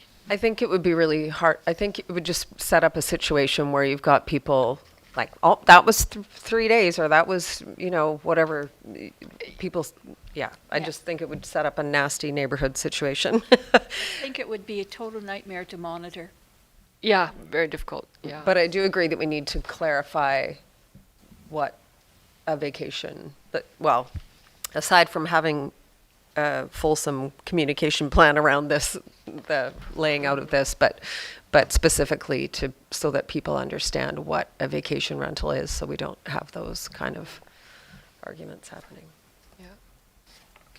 Okay. Yeah, so yeah. Number Moving 8. right along, great. So the next one is the zones where vacation rentals should be permitted. Whoops. Oh, so did I do the type of dwelling units? What? Oh yeah, we did do that. Yeah, type of dwelling units. We did that. So we use this as part of our online discussions with residents, our online workshops. You're all familiar with the R1A zone, so this is really familiar to you. That's the extent of the R1A zone. But I just had a look at what number of units we have there as opposed to elsewhere. So it's actually fairly general in terms of generous in terms of the area that they could potentially be permitted, provided other requirements are met. So there's 774 units in the R1A. We've got the 2 spot zone vacation rentals in the Village Commercial down the street there. And then actually the Comox Lake Land Corporation property permits vacation rentals, but because they don't actually have a permitted use beyond one dwelling unit, they can't really implement that. So vacation rentals are now currently not permitted in a whole number of all other residential zones. And at this point, the committees were divided on this. There was quite a good discussion on it. Some especially there was some support for permitting vacation rentals also in the R3 zone. It's a larger lot zone, and out along Royston Road, Cumberland Road. But when I looked into how many there are actually in the R3 zone, sorry, how many properties, here they are. No, where did I gonna put that up here? Sorry. That might be at the end of your report. I think it was 100, and in the statistics, I think I put it at the end of that one. Yes, that's right. I added this little bit here at the end. The total number of properties in the R3 zone right now is 97. Right now, there's only very few legal suites or ADUs. There's probably more. Only 4 currently, so that doesn't seem like a lot. But the potential is there to have more accessory dwelling units. And while it's beautiful to have vacation rentals in that kind of zone, it's also beautiful to be a renter in that zone and have maybe a little vegetable garden, right? So since our priority was rental housing or long-term housing, the staff recommendation is to continue to restrict vacation rentals to the R1A zone. And ECDEV had a discussion around, well, this is supported by the Homelessness Committee, who said they'd only support extending it to another zone if there was a cap. APC supported extending it to the R3, and ECDEV was divided on that. And there were some good reasons on both sides. I think what rang true for staff is that we do have an upcoming OCP review, so this is kind of a major to extend it, and perhaps sends the wrong message at this time also, that we're trying to regulate vacation rentals a little bit more. So before extending it, let's see how these regulations work out in the R1A zone. As you know, whenever you change something in zoning bylaw, you need to pay a bit of attention what the effect is, and sometimes there's some unintended effects. So staff is recommending right now to just keep it to the R1A zone. Absolutely. Agreed. Agreed. Yeah, Gwen? the ECDev had a really, really good, wholesome conversation about it, and there's really good points on both sides. But for now, definitely agree. Yeah. Okay. Yeah, and the next two have to do with the business license bylaw, and that's would be to require business license to be number to be listed on advertisements, and we're defining that a little bit better. The committee's pointed that out. Advertisement could be business cards, so where do you require business number to be listed? So really on listings, whatever, on advertisements that promotes the availability of a vacation rental. Okay, I see everybody shaking their head. Great, yep, that's key to enforcement, really, Yes. right? And then the second one, there was a bit of discussion around requiring a sign at a vacation rental, modestly sized. So if that's supported, we come back with language around that. So APC and ECDev did not support that. The Homelessness and Affordable Housing Committee did, and that would require maybe the name of the rental and fairly small letters to the phone number of the contact person. So. Yes, Councillor? I do have a comment on that one, that I think for clarity in the neighborhood, to have the business license on the sign on the property is also a good idea. It could be a temporary sign somehow, but just showing that they have a business license, so we don't have a whole bunch of people ratting out people that have legitimate businesses and are running a legitimate business. But yeah. Or we could Thought send that a might be leaflet helpful. out during the process. We could send what, sorry? When they apply for their permit, they could that could be one of the requirements. They notify the neighborhood. Right, but then you don't know, what if somebody moves and then somebody else moves in or whatever? It's just There's always another- complications. Yeah, it's just another way of kind of managing the I kind of neighborhood. agree with APC and the ECDev. Some of the reasons, just some of the Airbnbs I've stayed at when I'm in the city, they don't have any signs.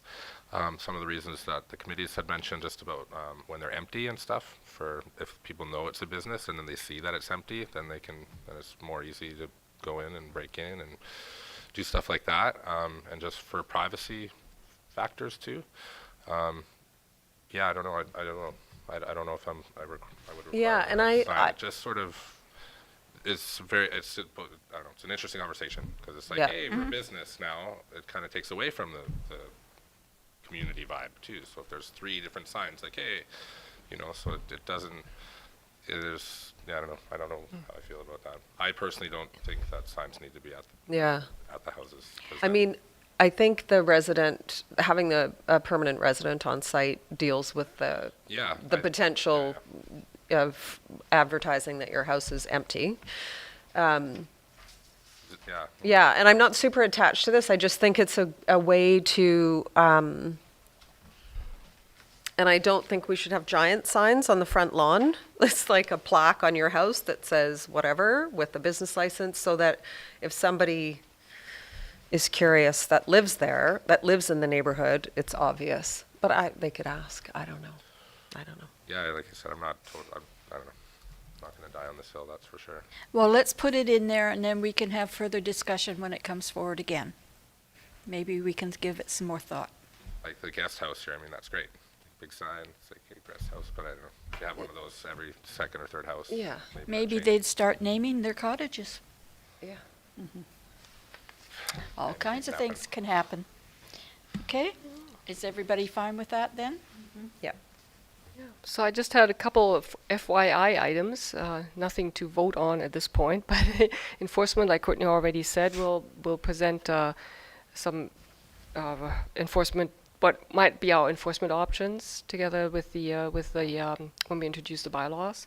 We can start that discussion around enforcement, what that could look like, what may be a sort of a low-key enforcement, more intense, and we'll try to quantify what that might be the implications for resourcing. So. Sounds like a warning. Yeah. Be advised, everybody. It's coming your way, yeah. We're coming for you. Yeah. This was did come up in the survey quite a bit, the enforcement question, and then also for sure at the committees said, if you're doing this and you're trying to shift something, you need to have some enforcement. Yeah. Yeah, I think this transition period is different for me now. Yeah. Now that we're not kicking people Yeah. out of their vacation rentals. So I'm very curious to see what this turns into. Yeah, I think the committees are right that there needs to be a period of time where we're actively enforcing, and I also think that the business license the business licensing fee needs to take into account the communications around this, the bylaw enforcement, and all the other costs that are going to be associated with managing vacation rentals. There's quite a large difference between paying residential property tax versus commercial property tax. And if you're running a business and you're paying regular property tax, you're getting a really good deal. And I think we need to make that up in some way. I The just revenue read an that we need article to about pay. Canmore, where every one of their vacation rentals are a business class now, tax. Yeah. Yeah. Just straight to business tax. So. And I know when Tofino went through this, they ended up hiring more bylaw enforcement officers. Yeah. And they had to be paid for somehow. Yeah. And I don't think it should be the residents. Yeah, so related to that is the hotel tax. I don't actually know if it can pay for enforcement, but it can pay for affordable housing, and but we'll look into that a little bit more. So this is also just to follow up on the resolution that you passed a while back about looking into that. So there's now a regional tourism service, Comox Valley Tourism Service, that Cumberland is participating in as part of through a contract agreement. So one of the things that is as part of that, the goals of that service is to look into potentially a regional hotel tax or municipal, what's it called, MRDT, municipal and regional district tax. So we do have to come back with this with more detail on what that means for the village and whether it makes sense to be part of that service, that a valley-wide regional service, or have our own. So. Okay. So Rachel, you got all the changes that we asked for? I think there were actually any changes other than exploring removing the cash in lieu option for vacation rental parking. Yeah. Which was an addition. Otherwise, it says, They were all, Well, as far as the sign is concerned, I'm Yeah. totally sold on that. But even if it was just a little something at the door that you'd have to be at the door to see, Yeah. I don't know, something like that would be. Yeah, and then I don't know if that's actually helpful. So maybe just when it comes back, Yeah. if you, I'd like some more on that. yeah. what do other communities do? Do they put signs out? Yeah, With the business license number specifically. it's I think it's different for mixed. everyone. Yeah, it is It's mixed. what everyone wants, Yeah. yeah. Yeah. Because you have a principal residency requirement, there's someone on site, so the property isn't vacant. But yes, the building may be vacant at times. Yeah. And See, if they it is were- the main dwelling, and then, yeah, I don't know. And even if someone lived there, I don't know, it seems, I don't know. The sign, they're living at a business, it seems less inviting than just people Yeah. showing up or something. I don't know. But Yeah. that's just me. Anyway, thanks, guys. Thank you so much for this We report. need a motion, please. We, Read, oh, we're not reading these yet. now or after this? do we need a motion? A motion to, I think staff is asking for direction. Yes. yeah, Yeah. okay, so, that council, approve, or is in favor of all the recommendations? Does that work? And including a conversation about cash in lieu, when the bylaw comes back, Signs. and the signs. Yeah. Is that good enough, Rachel? I can read them all if you want. Okay, and I can, for the signs, I can, oops, sorry, for F, regarding the signs, instead of require, we could change require to explore. Explore, that's Sure. a good option. Yeah. The sign. Great word. It is a good word. Okay, Awesome. can we have a seconder? Second. All in favor? Carried. Thank you very much, council. That was well done. Yes, Yes. Courtney? So, Your Worship, we've just been looking into your question as you've had this discussion about being able to withhold business licenses for applications while these bylaws are in development. So we actually can. And actually now would be the moment that you'd be able to make a resolution to do that, because you can only make a resolution to do that when you've actually directed that the bylaws be prepared, which you did just do. I would like to move that we withhold business license applications for all upcoming vacation rentals pending this decision. Second. Second? Yes? Might I suggest that you could consider clarifying these are new applications that are received, because we understand there are 2 that are in process. Okay. With 2 new ones. Or with the new ones, not the 2. New pending. applications New applications, Applications. not 2. in the queue. Thank you very much, Courtney, for doing Hold that. issuing, Appreciate that it. would be better wording. Yes, thank you so much for all your work on this, Yeah. all of you. Excuse me, just wait till they're finished. Okay? Just had a question from Rachel about if we need to have more clarity in the resolution to the term be with if it should say that we withhold issuing rather than not accept. It's just rather than not accept. I'm just Yeah. looking. What was the wording that we used? This was used in the resolution. I believe it was withhold business license applications, Withhold accepting. withhold accepting. Withhold accepting. Pretty fast. Yeah. So the legislation just says council may direct a business license in respect of the same land. That's the land being considered for the change in zoning or zoning bylaw regulation. The business license be withheld for a period of not longer than 90 days, just for your information. So the business 90 license days be gets- withheld. Yes. I think we might be, are we good with what we have? So it's not clear in the legislation if you're not accepting the applications or if you're just not issuing them. So it almost doesn't matter. That's almost an administrative question, actually. yes. We could probably You sort could that have out. Just more- give us 90 days, we'll be good. Yeah. Yeah, have more clarification when we review it, when it comes forward. As long as we get that by Yes. June. Okay, so, Very close to being issued, and I think it would be, staff would still intend to move those forward. Yes. because of fairness of that. yeah, yeah, okay. All in favor? Passed, carried. I feel like we should have a round of applause for that. Thank was a you long very time much, coming. Karen Thank you and so much Courtney, for your for work all on that. your work, and that was a huge job doing all that and for clarifying everything. Thank you very much, well done. Surprised that little tidbit there. Yeah. I'm still not over that. Next, we have council reports. You have my council report. It was a little extensive. I did attend AVICC conference in Victoria, and it was a very busy conference with a lot of items done.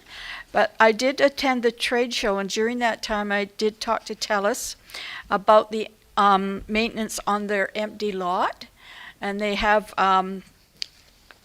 sent me pictures and clarification, and they will make sure that the grass is cut this season. So I'm glad to hear that. And if we have any problems, we can contact them. I also talked to the Rogers representative. He's new to the position, Rogers Telephone Tower, that is within the village boundaries.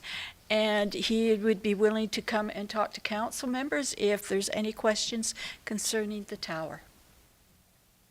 Okay, he's very excited about being in his new position and welcomes any dialogue that he's open.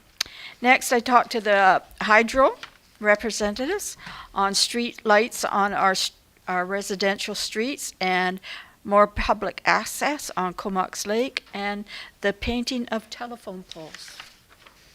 And it was a very interesting discussion. And yeah, I'll leave it at that. You might see some changes around here. Also had a conversation with John Tidbury, a counselor from Port Hardy, and he's involved in a program with the University of Victoria for seniors, and it's called Can Assist and Can Connect, and it's providing iPads to seniors that are isolated. And they use their iPads to connect with other people and other family members. And this is free of charge to residents. It's a pilot project that's going to be moving forward. And the people that are going to be looking after it is the Comox Valley Seniors program here in the Buchanan Hall. They're going to take it on. They're having a meeting with Paul Green, the dean at the University of Victoria, and they will be looking at providing these devices to residents in Cumberland that are isolated. So very pleased that that's going to happen. I also attended the LGLA, as most of us did, and reflections on an extraordinary term. And it was, again, filled with many, many workshops, many, many discussions, and very busy.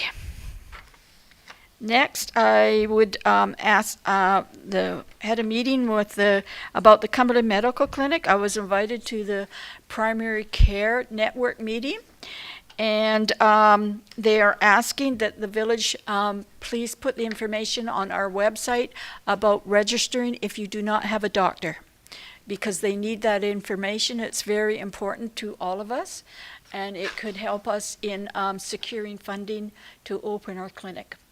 So please, please get the information, and if you know anybody that does not have a doctor, please ask them to register. I had a meeting with Honorable Lana Poppin, Minister of Agriculture, and we talked about the Bevan lands and the possibility of greenhouses, vertical greenhouses out on the property. And she knew a company that would be interested, and I think that meeting took place already. So we'll wait to hear what happens with that. We had a spring Frechette Regional Update meeting with Minister of Municipal Affairs and municipal mayors and RD chairs discussion on emergency services. And they were talking about flooding, the heat dome, and wildfires. And they are actually preparing everybody to be prepared for anything that comes up during the year.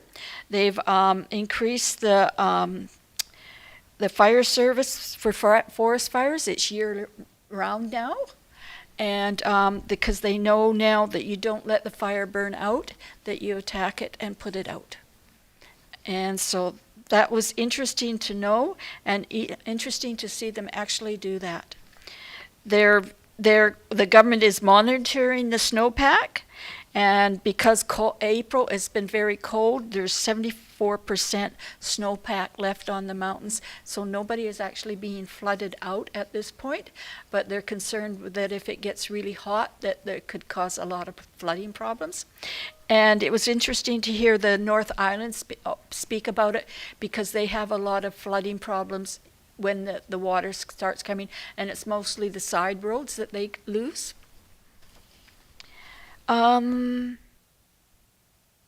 Attended the Comox Valley Chamber AGM.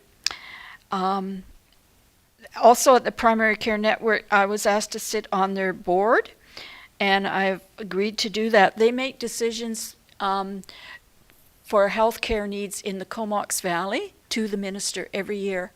And so they've asked for municipal participation, and it's going in a cycle, because we used to, on council, appoint people to the health board, and they had a direct role in making decisions about what your community needs. So I see that as a very positive sign. Continuing meeting with the Alleyway Sign Committee and meeting with residents at the museum.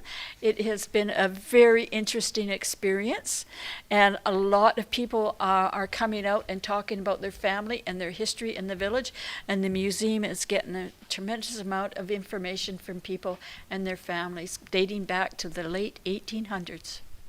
and the families that were here and the reasons they came here, what they did when they were here, and the family connections. And it's information that if we don't get it, that will be lost. And we've had that happen over many years. And then I went to Vancouver again for the Vancouver to the BC Council of Forest Industries conference. And I had the opportunity to talk to the Premier and invite him to Cumberland and reminded him that I had invited him before.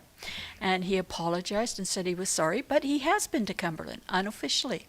And his wife traveled here, and they toured our museum, and they were very impressed with our museum.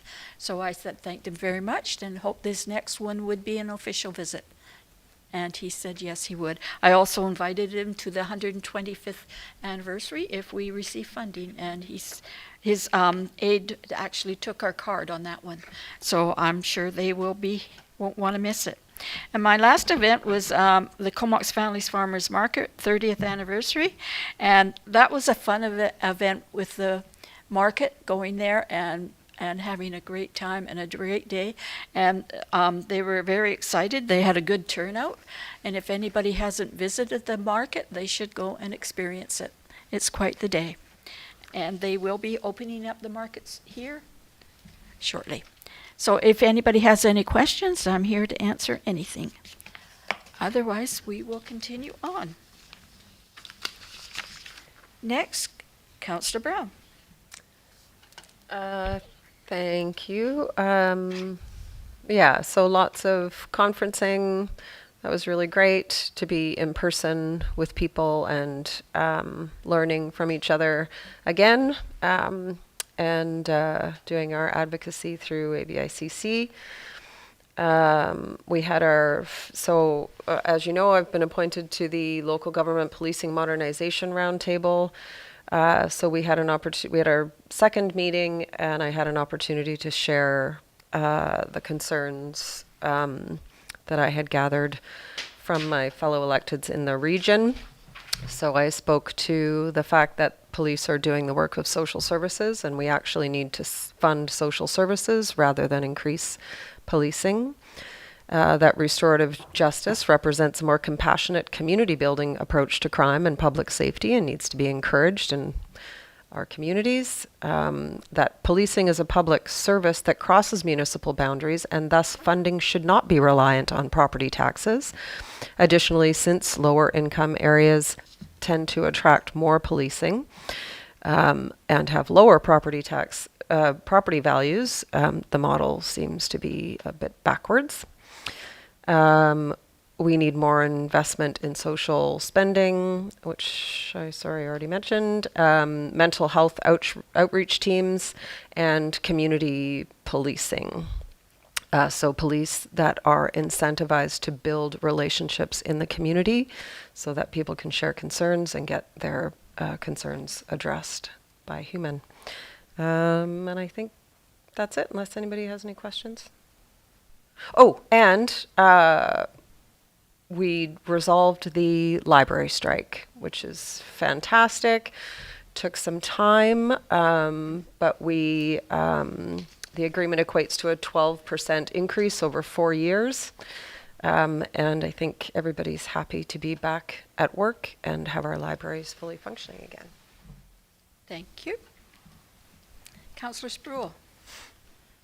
Yes, you see before you my report. I was at the conference, the ABICC conference in Victoria. Yes, I do agree. It's nice to see real people and catch up on 2-3 years. It seems a long time since we all got together.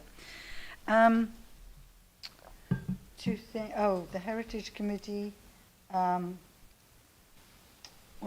The committee has been asked to submit a budget for its proposed 2023 projects to Council by July. So in order for us to apply for a BC Heritage Legacy Fund to produce statements of significance, the committee needs to prioritize its list of heritage sites, and it's quite considerable, but it will be interesting to examine them and to prioritize. The Legacy Fund funds two statements of significance with matching funds from the village, and only one grant is given out per year.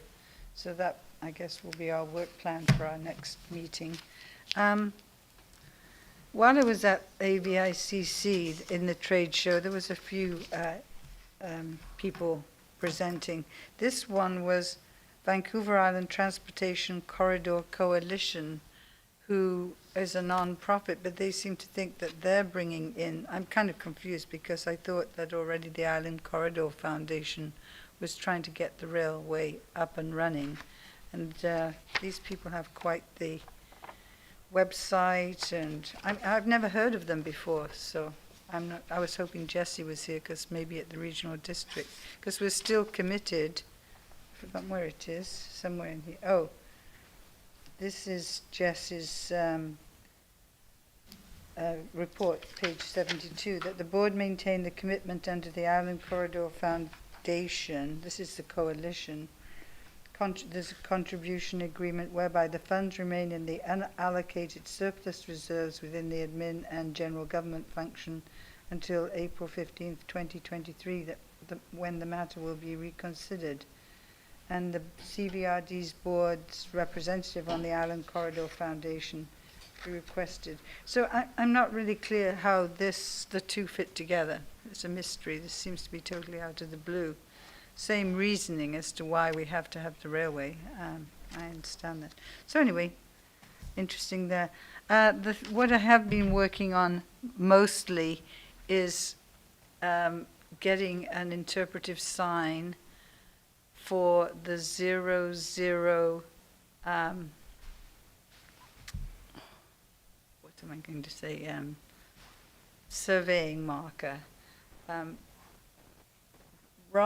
Robert Rocky Williams, who was a good friend of Bronco's, the two of the same age group, they were working in the forest, earlier when they were just teenagers.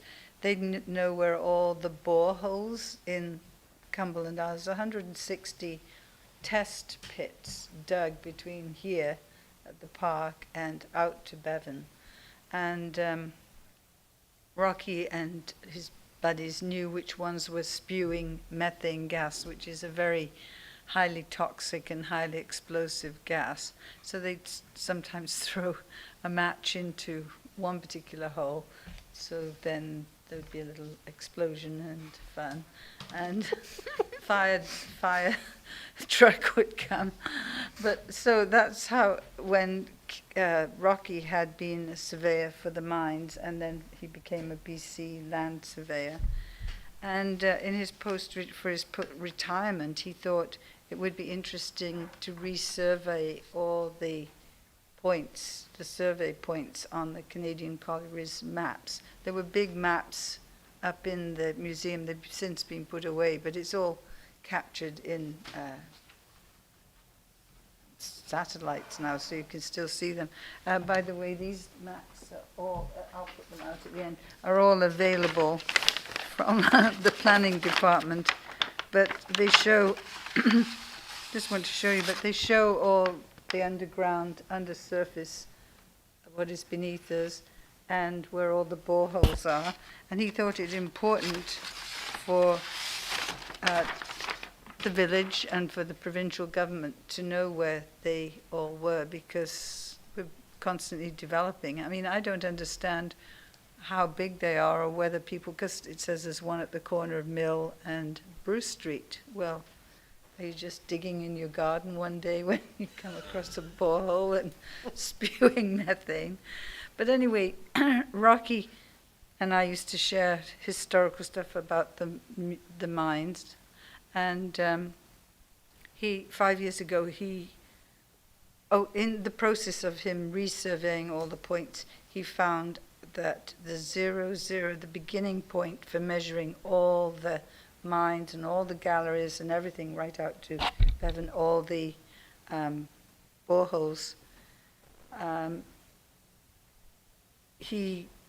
so you need to know where that 00 point mark is, and it turns out it's in a scruffy piece of grass just up from the jump park. And so 5 years ago, we spent time wandering around. He had the survey points, trying to find it. I believe Kevin was there that day. He'd shortly joined the village staff. So time went by. He wanted to make sure it didn't get lost or forgotten, because basically if you get to the site, it's just rough grass and there's a little tiny concrete thing about this big with a pin in it. So time went by, and unfortunately Rocky passed away a year ago, and his son had a hard time then finding that spot because it could get grown over at any time. So I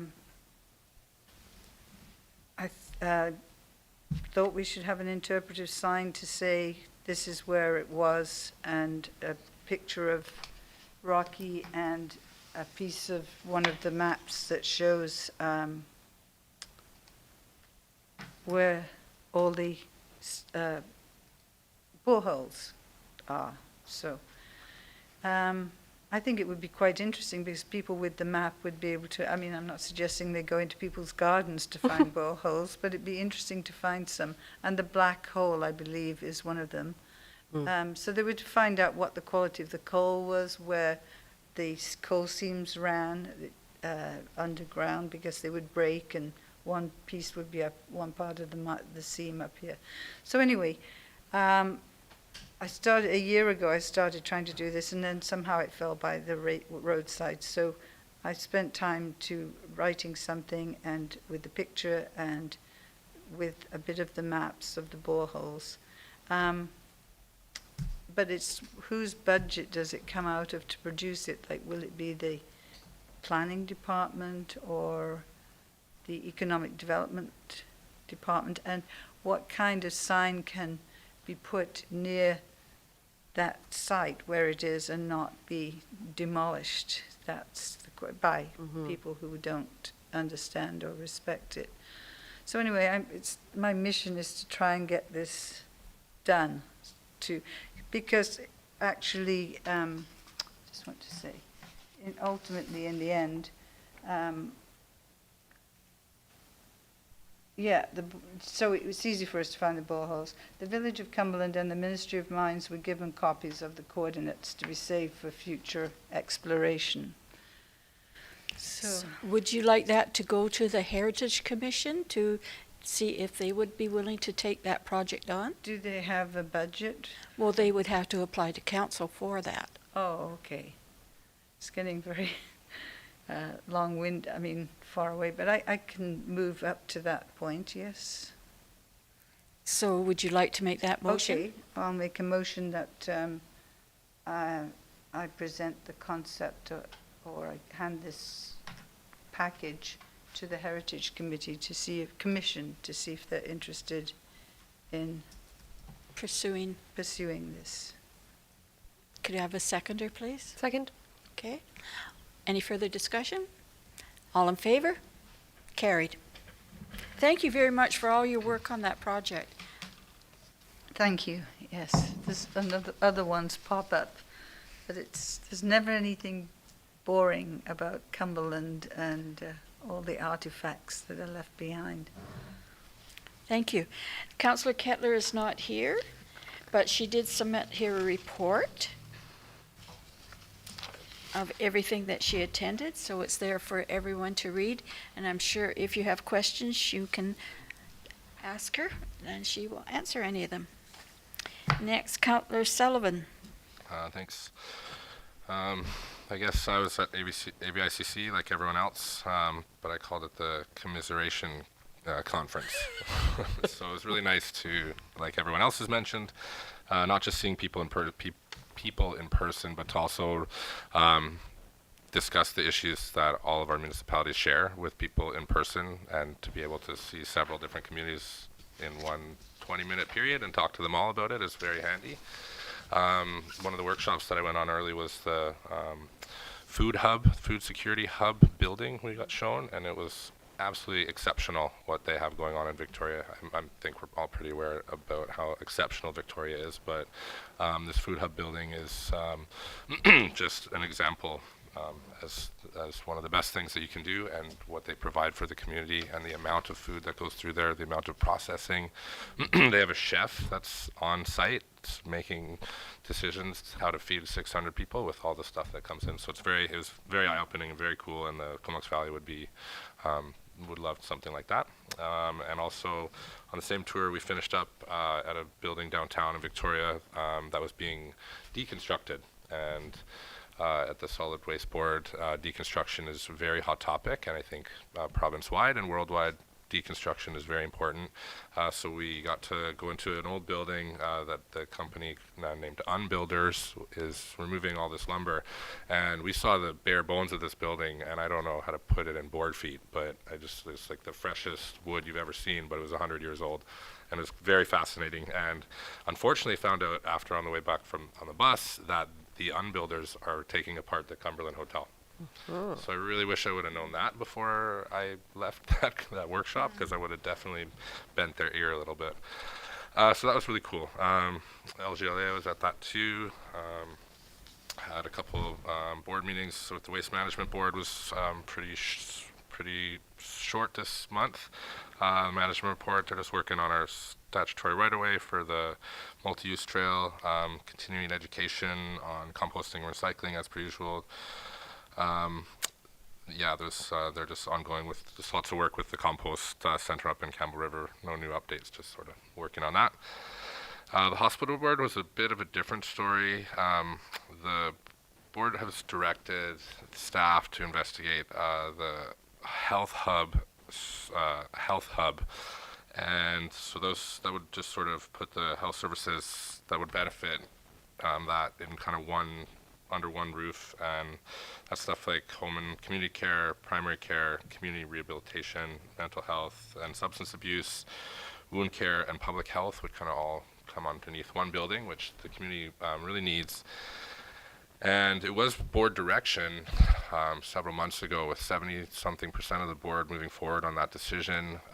Interestingly, as it's come back, this report, the board was less supportive. So I'm happy to report that, well, we voted in tie to move forward. So that was very concerning for the hub. So I will have to keep you updated as to what's happening with that. What seemed very well supported and the complete direction of the CVRD seems to be maybe in question. So I'll keep you very updated on that, because that was very concerning this last meeting. And it went on quite a while, and watching people supporting less and less was very concerning. And then we spent a long time in camera. So that was that. At the end of the month, also just a shout out to the CCFS with the trivia that happened again for the first time in forever. That was super fun. And they raised a lot of money, and it was just great to see the community out doing what we do best. And just in general, last month was filled with music and events all over the place, and I saw lots of them, and it was very nice to see our community bouncing back and enjoying itself again. So thanks. Okay. Motion to receive reports. Move receipt. Second. All in favor? Carried. Next, we have bylaws. I'll move the council adopt 2022 property tax rates bylaw number 1167, 2022. Second. Second, all in favor? Carried. No new business. Notice, motions, and announcements. Accessibility and Inclusivity Committee, May 16th, 3 p.m. Homelessness and Affordable Housing Committee, May 18th, 9:30 a.m. Committee of the Whole meeting, May 30th, 2 p.m. And regular council meeting, May 30th, 5:30 p.m. If you have any questions, please send your questions to info@cumberland.ca using subject line question period. And we look forward to hearing from anybody about any questions.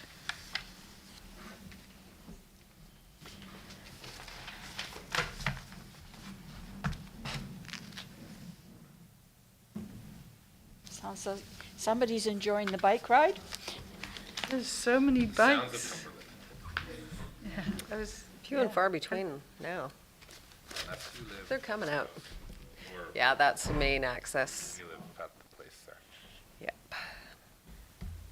I saw the RCMP officers out here the other day getting ready to go out on their bikes up to Oh. the trails.